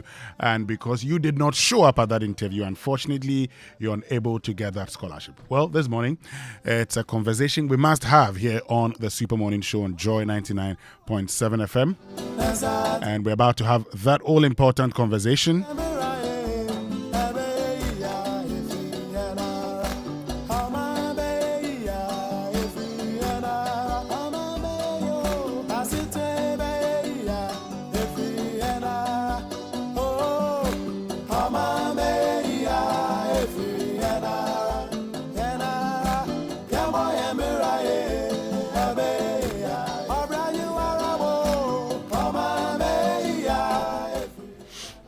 Yeah, it's 9:07 on the Super Morning Show. And our guest is the associate editor of The Fourth Estate. Seth J. Bokwe is here with us in the studio. Seth, it's good to have you. Good morning. Thank you, Kojo. Thank you for having me. Yeah. Now, this is an interesting one. I mean, you've been looking through data from the Scholarship Secretariat. Yeah. And you've noticed a number of things of interest. Okay, I'll let you walk us through your findings yourself. Okay. So in March 2021, a colleague and I, Kojo Asante Krobia, decided to put the RTI law to test after we had received complaint from scholarship applicants that they had applied on several occasions, they had not gotten the scholarship, and so we decided to test the law along with other institutions as well. So we wrote to the Scholarship Secretariat and asked for the data. They declined to give it to us and said it was private information, confidential. Oh. So we went through the mail and then applied to the RTI Commission, which said that, instructed them to redact the private part of it and then give us the information. So subsequently we had it. And the funny thing is that instead of giving us the data in soft copy as we demanded, it was in hard copy, bulky documents. Wow. So we have to retype all this. Into your system. Into retype it to make it processable, easy to process. Wow. So when I heard the thing about we slept on the data, it's not true. It's the form in which it came. So we found that a number of issues. One, the criteria for selection. If you look at the mandates of the Scholarship Secretariat, it says brilliant but needy students. And on the website of the... forgive me, can I just say, every time I hear brilliant but needy, I wonder, why don't we just say brilliant and needy? The but suggests that, normally a brilliant person would never be needy, or a needy person would never be brilliant. Well, that's the catchphrase. I know. I just had raised that point before. Yeah, it just bothers me every time I hear it. So I just wanted to bring that up. Forgive me. Right. Please continue. That's true. So if you really look at the mission of the Secretariat, on their mission, on their website, they said to support brilliant but needy students to acquire skills to build and contribute to building the nation, and also Ghanaian workers. And if you also look at section 2.2b of the Get Fund Act, it says to provide scholarship to brilliant but needy students in Ghanaian universities and second cycle institutions. So I find it very interesting when the Scholarship Secretariat's head begin to say that need is not really important in their assessments. Right. But this is what we found. We found at least 20 names.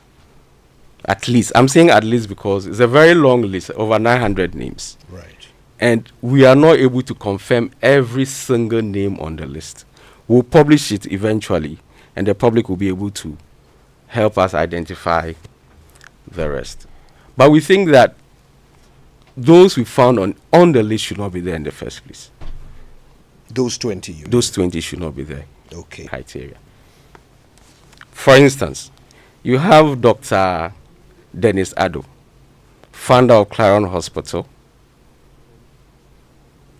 a board member of the NHIA at the time he got the scholarship. He got 50,000. Now, if politics had no role to play in this, there was another person who had the same university, the same course, in the same year. That person, Evelyn Nyako, got a little over 27,000. So to go and study the same thing in the same university, in the same year, were disbursed to two different people. Exactly. Okay. Did one perhaps include living allowances or something? Both.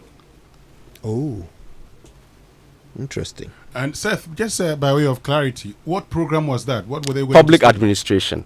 At where? Harvard. Public administration at Harvard. Yes. Why Harvard? Well, that's best left to because the Scholarship Secretariat to answer.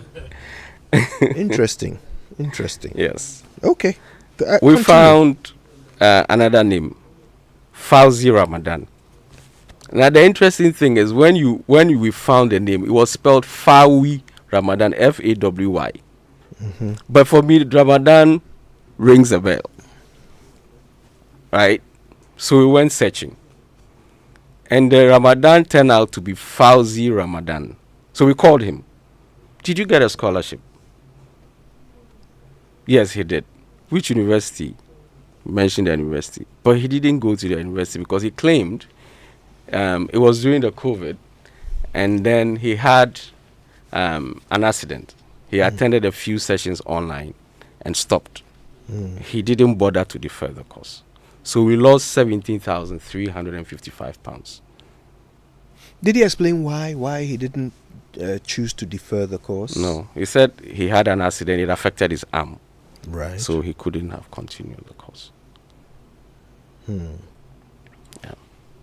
Okay. Then there is the NSS Deputy Director, Gifty Owari Mensah now. She used to be Gifty Owari Abuaji.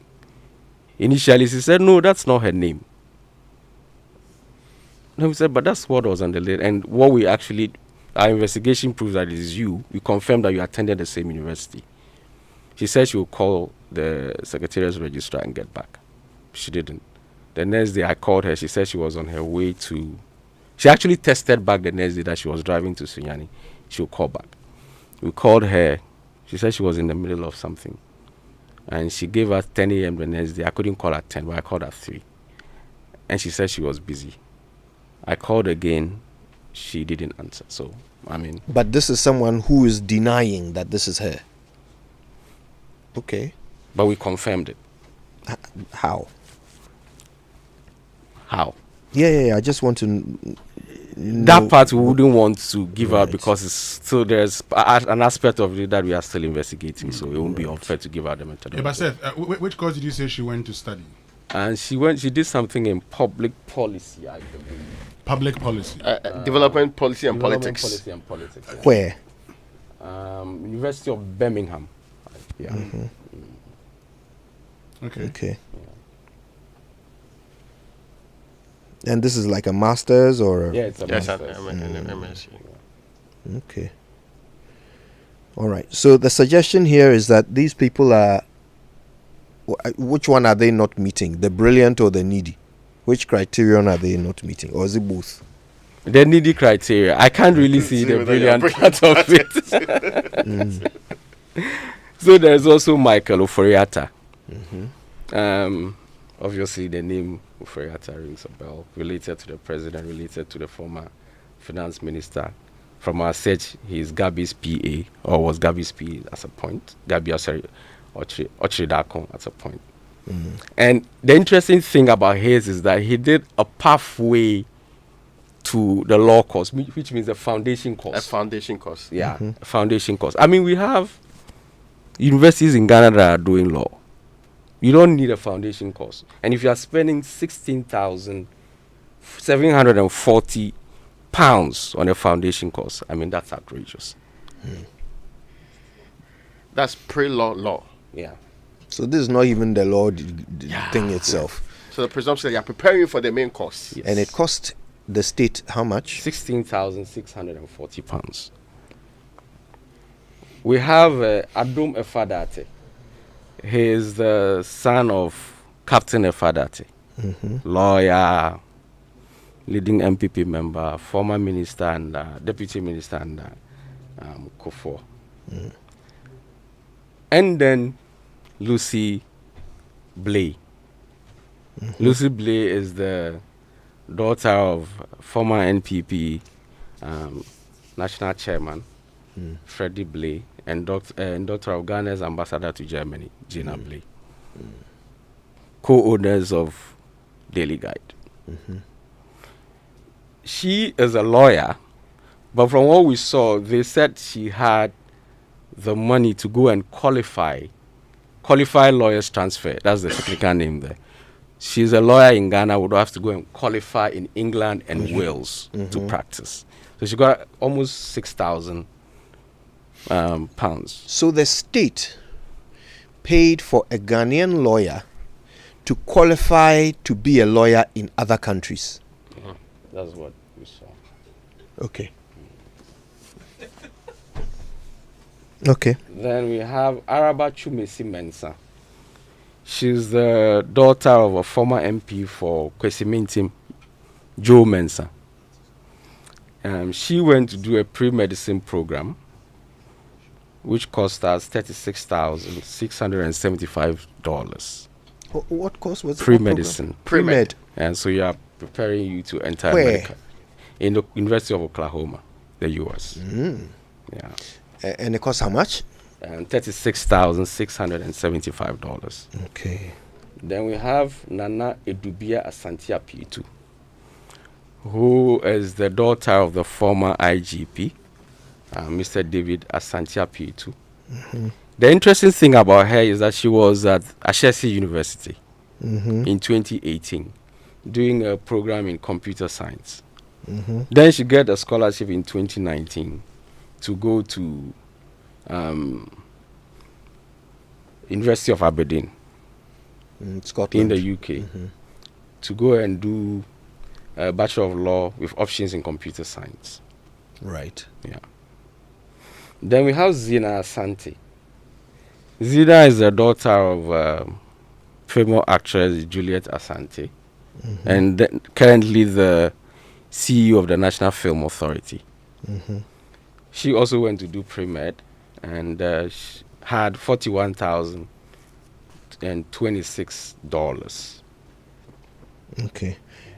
And the list goes on. Right. And then another one. I think this one intrigues me because this gentleman lives in the UK. And from our research, he's been living there since 2008. He's the treasurer of the MPP in the UK. He's the treasurer of the MPP in the UK. At the time he got a scholarship, he was a tax consultant and a lecturer.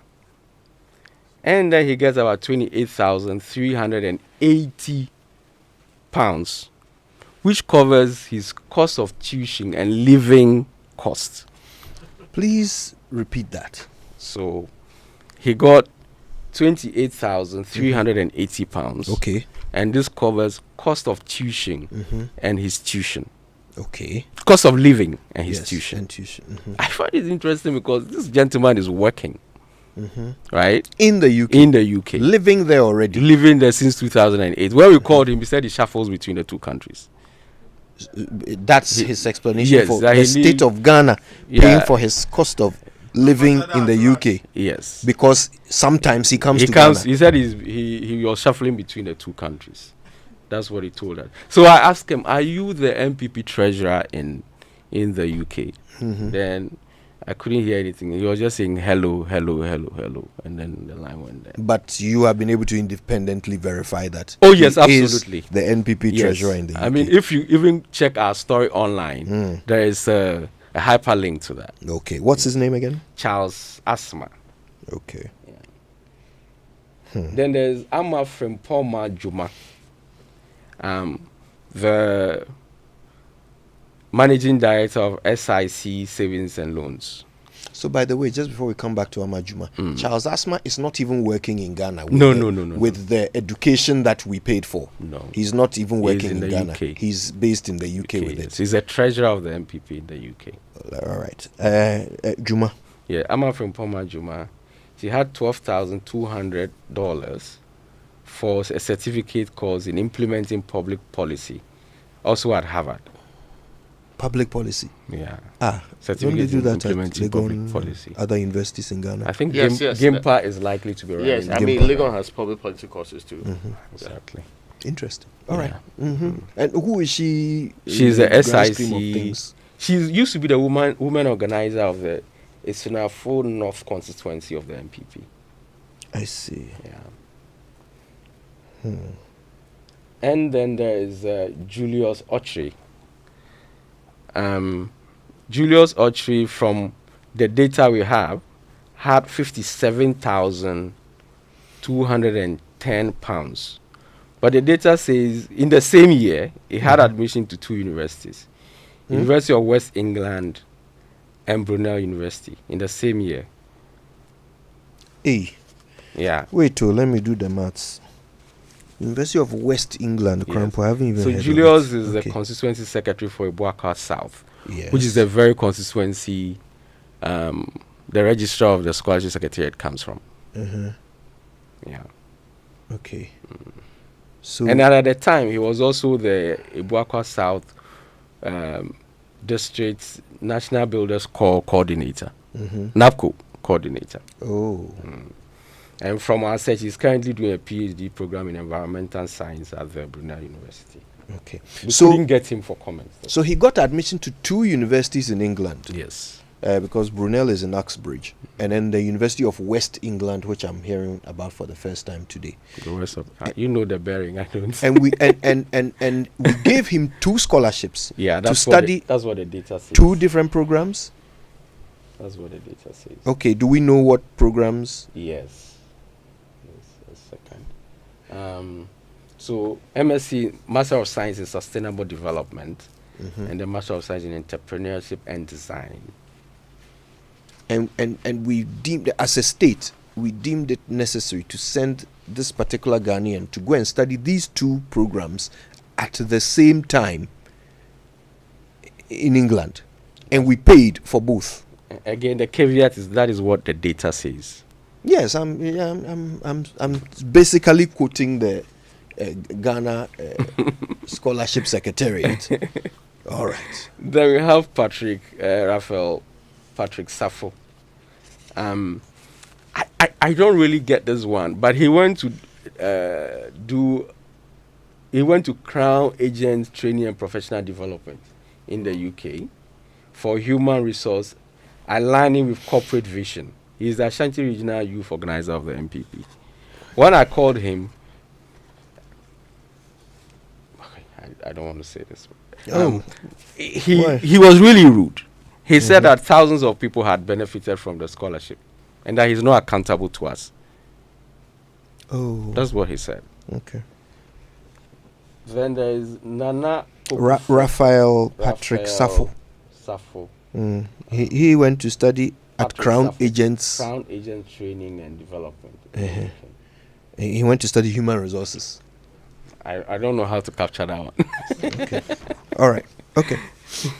Then we have Nana Poku Frefre. The Crown Agents, is it the open training courses or which one? I think it's a professional development. Yes. There is a Crown Agents training and professional development. But what I know is that they offer those open training courses within. They have 9 portfolios. That's what I was interested in. That there's leadership management and development. There is also, they are available on the internet for you to access and use. That's why they are actually open source anyway. So they are pretty much free, is what you are saying. So I'm not sure whether it's the same thing that you were referencing. That's why I need a clarity on that. Yeah. I don't really know about open source part of it. Okay. And then there's Nana Poku Frefre. He got £28,080, but he told us that he didn't take the scholarship because he got a better offer from Get Fund. So he didn't take this one, but his name is in the records. So according to the Scholarship Secretariat, they paid for his scholarship. That's what it means. In which year? This was in 2019. I see. Yes. All right. Well, shall we? Do we have more to go? There's more. There's a Kelvin Oforijima. He's the president of TESCON in the UK. The student wing of the MPP is called TESCON. He has £17,355, and he's doing LLM in International Human Rights Law. He used to be the former National Service Personnel Association, NASPA, president in Accra Metro. Yeah. Is he already a lawyer? I don't really know. Okay. I really didn't find. Couldn't get that. All right. Listen, there's so much, but because of time, I'm wondering. We might have to serialize this thing because there's a lot in there. There's a lot in there. And then there's somebody who got they paid an internship. They paid for an internship at the ICC. For her to go and do internship at the ICC. Yes, at the ICC. By the state? Yes. A lawyer. A scholarship to do internship? Yes, at the ICC. The reason I find that's for example, I mean, I'm considering that as, let's say, the Attorney General's Department says we need specific skill set there. And because we need you to understudy somebody there so that I can get this specific skill set. I mean, I am open to getting that clarity and understanding. But would it still be the Scholarship Secretariat that would have to foot that bill? Frankly, I don't know. All right. The reason I find it a bit problematic is that, the Scholarship Secretariat is spreading the funding so thinly. I listened to a young lady who is in the UK now. She was entitled to £1,300 a month. She was there in January last year. She got, and they are supposed to pay every quarter. And she got the first quarter only £2,000 instead of a little over 4,000. Yeah. And that is the only amount the Secretariat has given her from March last year to today. This girl is now doing cleaning. Yeah. She's now cleaning to fend for herself. And she told me the situation is so depressing that there was a lady who was nearly raped because she couldn't afford to pay for accommodation. She went living with a guy who nearly raped her. Wow. And she's telling me the conditions there now for most of these students is really depressing. And she has completed her course, but she says she cannot come back now because she can't even afford to pay the plane ticket. So she's hoping to get a post-study permit and work to get some money. 2 years. Imagine. Yeah. And so we also found that at least 104 of these recipients of our scholarship are not returning. As in have not completed their course, but they have not returned. Okay. So this lady, Roberta, her story rings a bell. Anonymized. That's what her name. Her story feeds into why they are not returning. Churchill. Yeah. And we also found multiple scholarships. There are people who have received, so somebody received a scholarship in 2019 and also got it in 2020. Consecutive. In After different the first courses. program, he goes to do another one. Then goes to do another one. Exactly. But somebody can be given 2 programs the same year. Top tier human resource. So we asked, I'm not surprised. We asked the head of the institution, Dr. Kingsley Ajiman, why. He said, if the course is complementary, then the person would have to do. And I asked, masters, you do 2 masters as complementary courses. Listen, let's take some messages. Yes, and then we'll come back and digest this matter. Because when we come back, we need to ask ourselves few questions. So these programs, are they available in Ghana? At what cost? We have to do that. And also, do you know that if you were to apply for a scholarship in Ghana, do you know how much they would give you? I can tell you on authority. If you are a PhD student, for instance, in Ghana, the Scholarship Secretariat will not give you more than 15,000 Ghana cedis a year. Oh, really? You will not get more than 15,000 Ghana cedis a year. I didn't take that bursary thesis grant that we were talking about. In fact, there's a page they created for thesis absolutely coming. There's 700 CD that you are purporting to give me. Which serious inquiry without you 700 Exactly. Meanwhile, they are giving people 50,000 pounds. Same graduate students. Yes. Look, I have when we come back after these messages, I'll tell you more.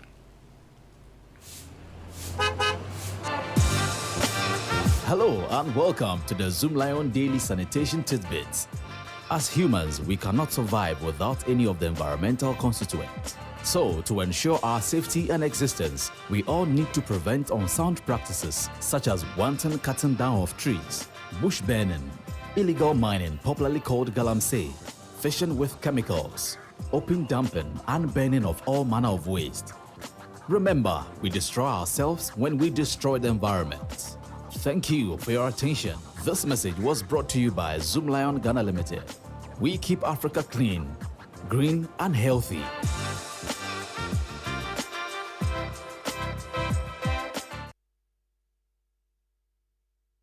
Joy 99.7 FM. Asampa etia Obanyansafo so wo bunuye won kana asam Te mafutu sam kakre wa asopeme Yo kofi oh my ya woman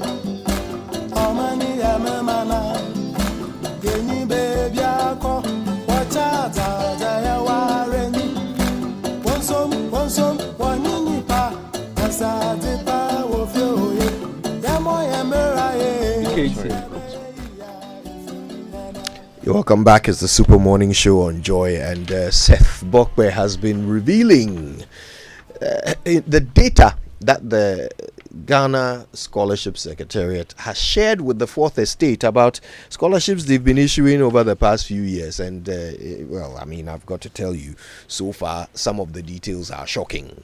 But we have to ask some important questions, and we will do exactly that in just a minute. For example, I mean, why are we sending all these people abroad? First question. First most important question. Secondly, why is it costing different amounts to educate different people in the same program, in the same university? The same year. Same year. Why are some people being given 2 scholarships to study in 2 different universities at the same time when others can't even get 1? And what would it cost if we were taking these same amounts of money that we are throwing at foreign universities to teach us things that we are already learning in Ghana? If we were to take that money and use it to pay for people to learn those same things in Ghana, in universities that are ranked globally, here in this country, if we were to do that, how much would we save? We'll get into these issues in just a moment. But first, you know, we all have all those days when you're low on everything. Energy, time, cash, even airtime and data. Well, that's why MTN Extra Time is an airtime and data advanced service that allows you to make calls or browse the internet even when you have insufficient balance. All you have to do is dial *506#. That's *506#. Go through the prompts and select the amount of airtime or data you need. It's more than simple. Doing your favorite things on MTN means you don't get interrupted even when you are low on airtime or data. Please remember, all terms and conditions apply. Now, Glitz Africa presents the 2024 Ghana Female CEOs Summit under the theme Leading Ghana's Digital Renaissance, and women CEOs shaping the future of business and innovation. Gracing the summit as keynote and speaker and special guest of honor is the Vice President of the Republic of Ghana, His Excellency Dr. Mahmoud Bawumia.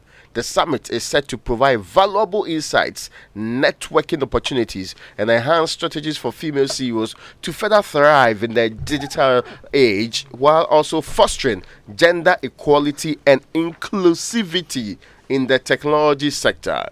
The summit will also feature breakout sessions that will center around other industries including finance, manufacturing, agriculture, export, technology, and innovation.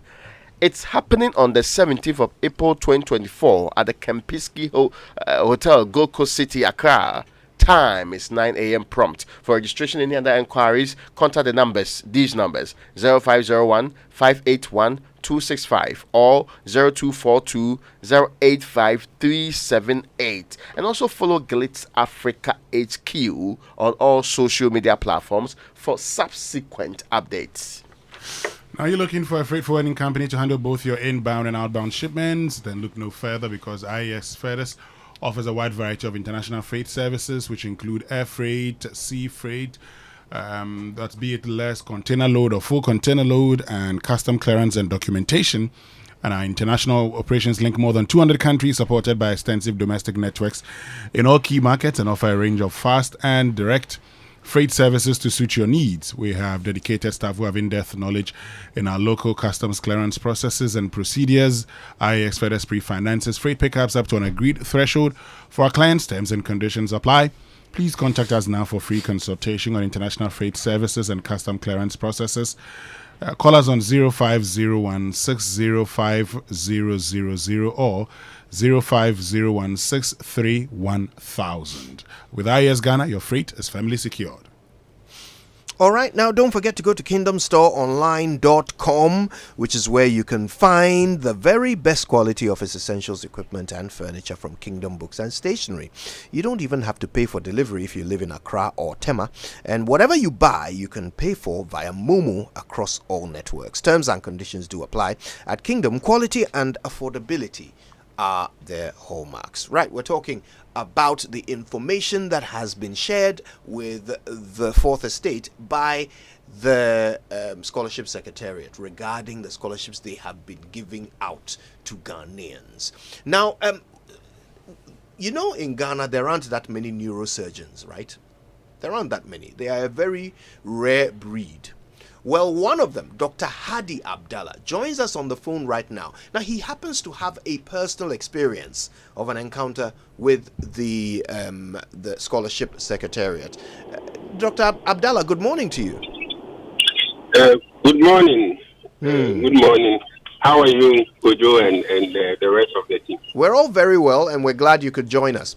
Now, Dr. Abdallah, after listening to everything the Fourth Estate has uncovered from the Scholarship Secretariat data, what does this remind you of in terms of your own interactions with the Scholarship Secretariat? Thank you very much. Personally, I don't have an experience with the Scholarship Secretariat. But there are two doctors that,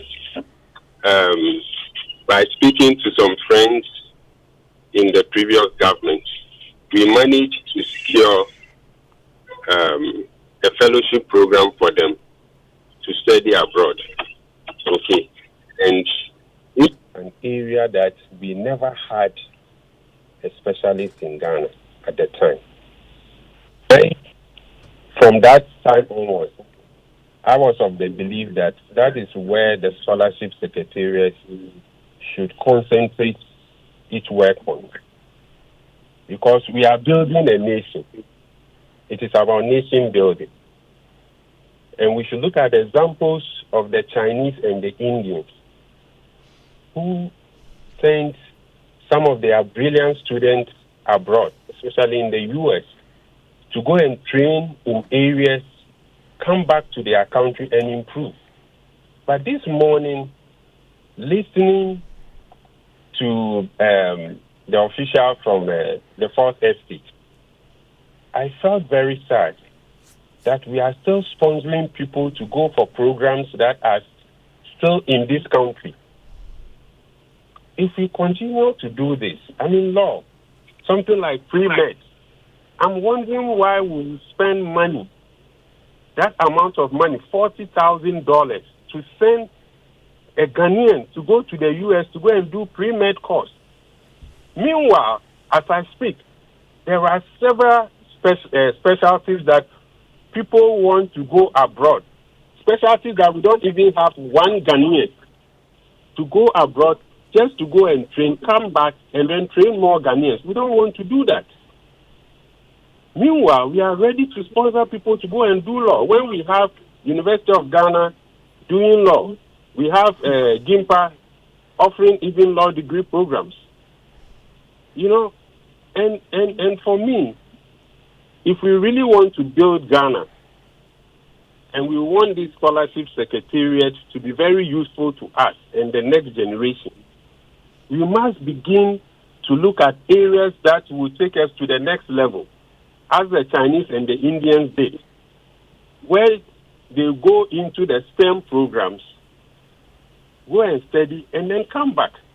Why are we not looking at aeronautics, for example? How many aeronautic engineers do we have in Ghana? Why don't we want to spend money to send people to go and study in those areas? Aren't we thinking of going to the moon? If we continue to sponsor people to go and read master's program, PhD in administration, when will we get there? When will we get to the moon? When will Africans get to the moon? It just doesn't happen.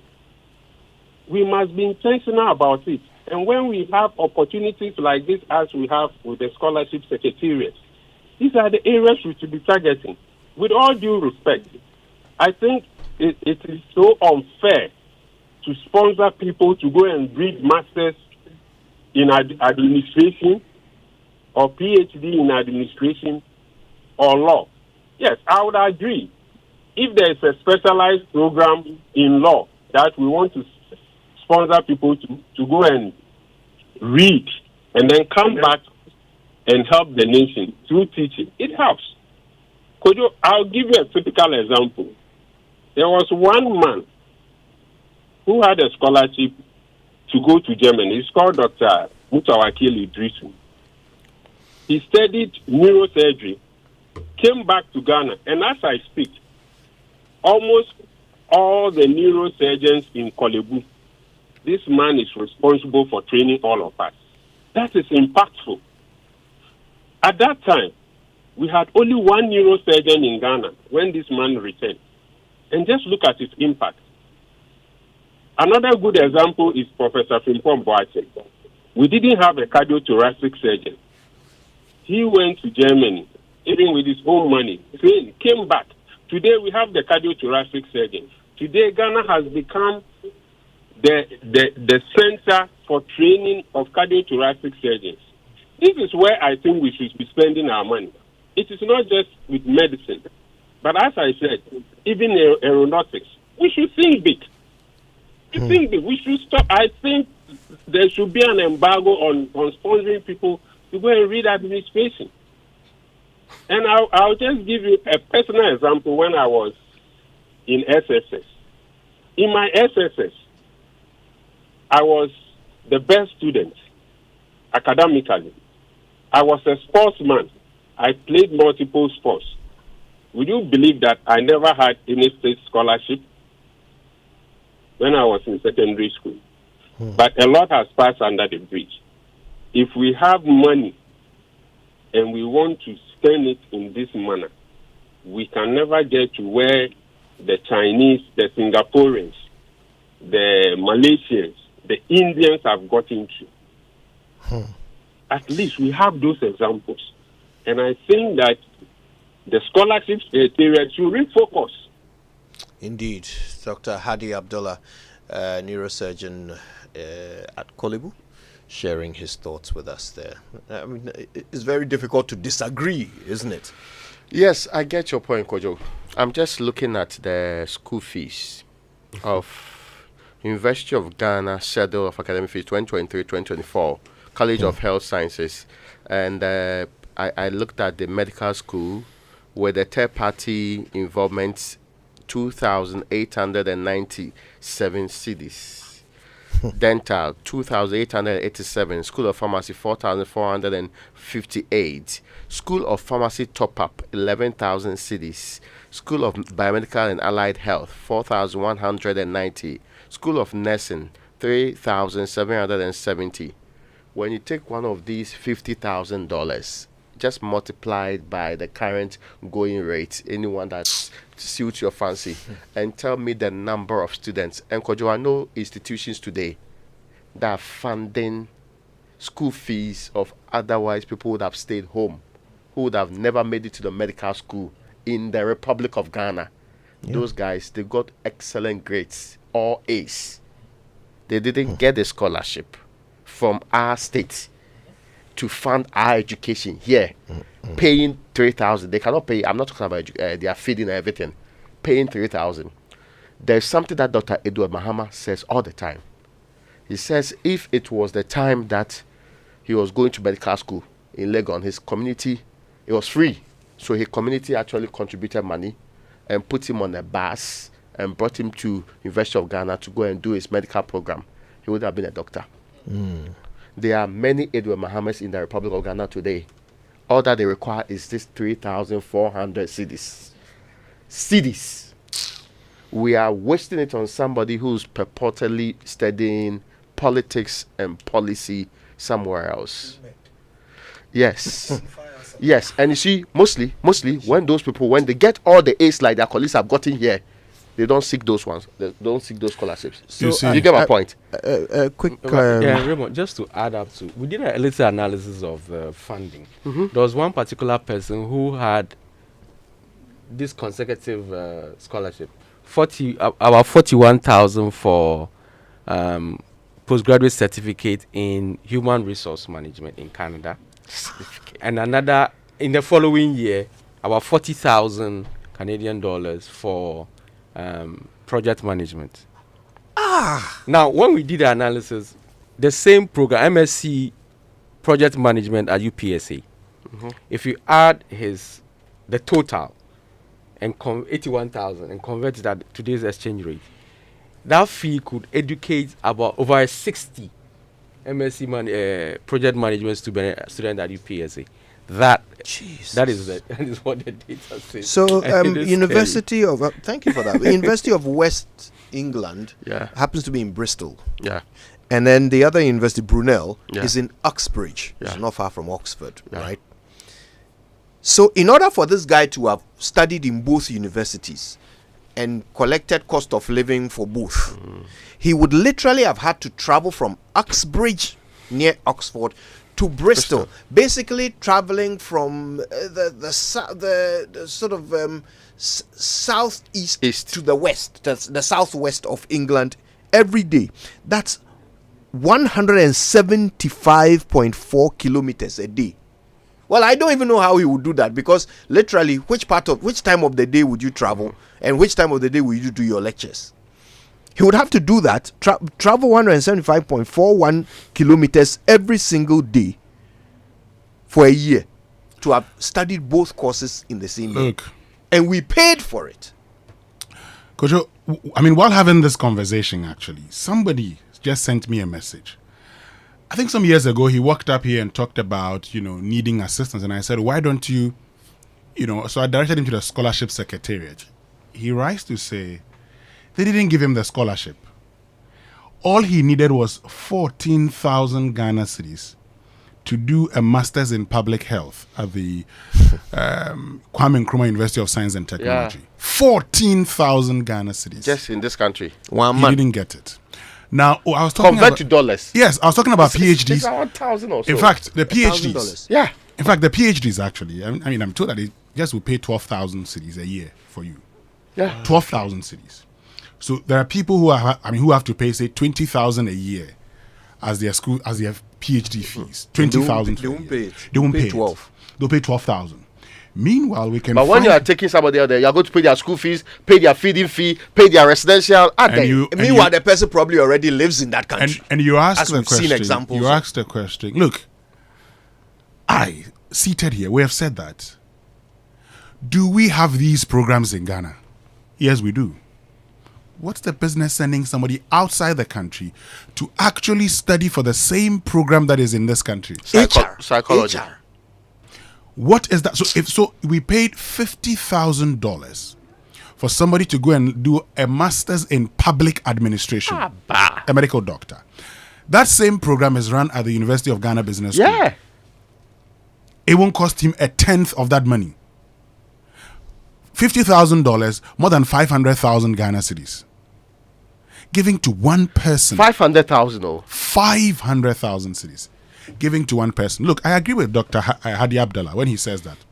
Today, if we want to sponsor people to go and say learn nuclear energy, some form of nuclear energy, that would come and transform our economy, I'm all for it. Fix our energy problems. Send him outside the country to go. And we must ensure that that person comes back into the country to come and help us. But if all we do is to wait for, people to get into office, and then once you get into office, we start the conversation about then all of a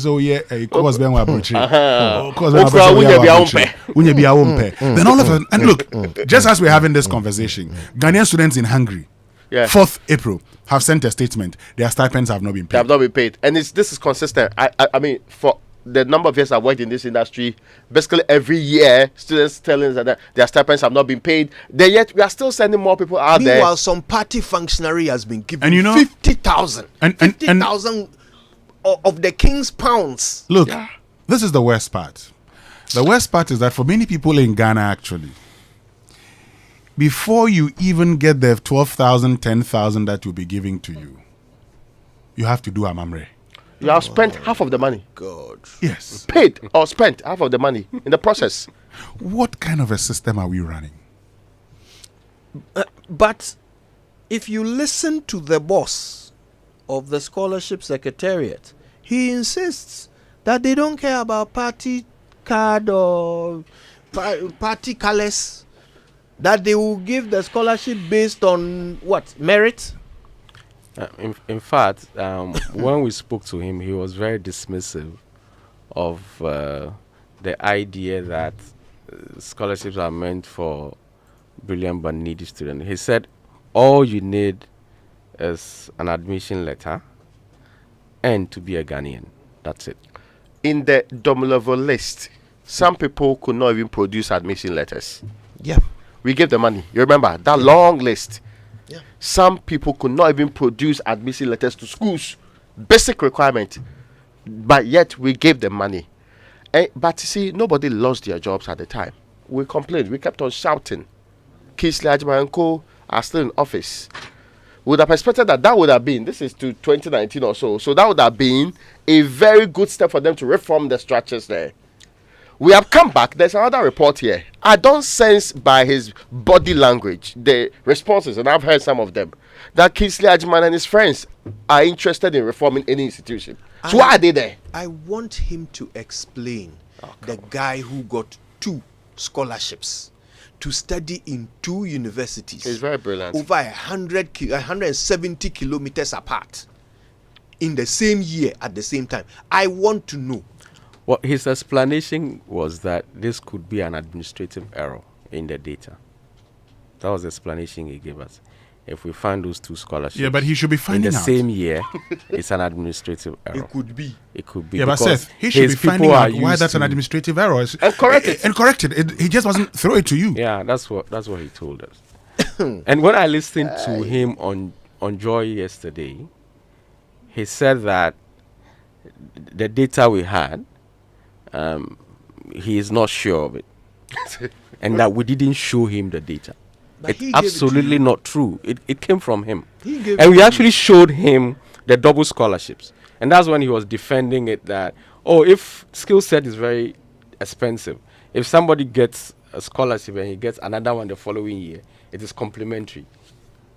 In a proper republic, he will not be in office. How does he also explain how 2 people can apply to study the same program in the same university in the same year, but the one who happens to be a party member gets what, twice as much? Almost twice, yeah. As the one who is not. Same program.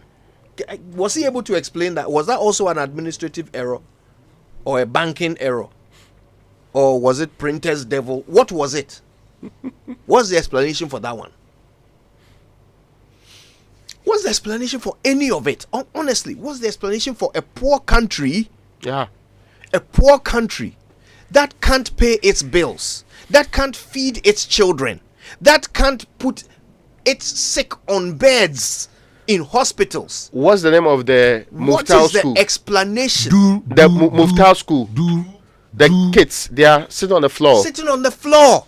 Yes. What is the explanation for a country that can't afford for its own citizens who have worked for their pensions to access the money they themselves have earned? We can't afford any of those things, but we can afford for some district party executive to go and study abroad for £50,000. Money that can provide all the desks required in that school. A program that they could so easily do here in Ghana, and the state doesn't have to pay for. Yeah. Because why is it our business? Well, you know what? It's better we wrap up at this point, because I think we are just on the verge of some kind of coronary incident. Kojo, so before we wrap up, I just want to read a certain poem. This one by Henry Balo of Uganda. If you have time, read it. It says, "Building a Nation." I'll just read the first 2 and I'll summarize the rest for you. He says, "Today, I did my share in building the nation. I drove a permanent secretary to an important urgent function. In fact, to a luncheon at the Vic. Now, the menu reflected its importance: cold beer with small talk, then fried chicken with niceties, wine to fill the hollowness of the laugh, ice cream to cover the stereotype jokes, coffee to keep the PS awake on the return journey." And as he drove him back, this is what he said. He yawned many times in the back of the car. Then to keep awake, he suddenly asked, "Did you have any lunch, my friend?" I replied, looking straight ahead, and secretly smiled at his belated consent. Then I had not, but was slimming. Upon which he said, with a seriousness that amused me, he said, "I had nothing to. I attended to matters of the state, highly delicate diplomatic duties, and friend, it goes against my grain, causes me stomach ulcers and wind. He continued, yawning again, "the pains we suffer in the building of the nation." I'm sure you get it, right? all these people certainly will be paying you suffer. All these people will turn around and say we're doing so much. Yeah, we are public servants. But hey, check it again. So we paid somebody a salary to do this to us, gave him free fuel probably. You know what? Let's not think deep, otherwise we won't sleep. Let's say a big thank you to all of you for tuning in. We are glad you did. We're back tomorrow with more. Until then, please keep listening to Joy. In a moment, we'll bring you the 10 o'clock bulletin. On behalf of the team, I thank you. My name is Kojo Yankson. I'm the morning man.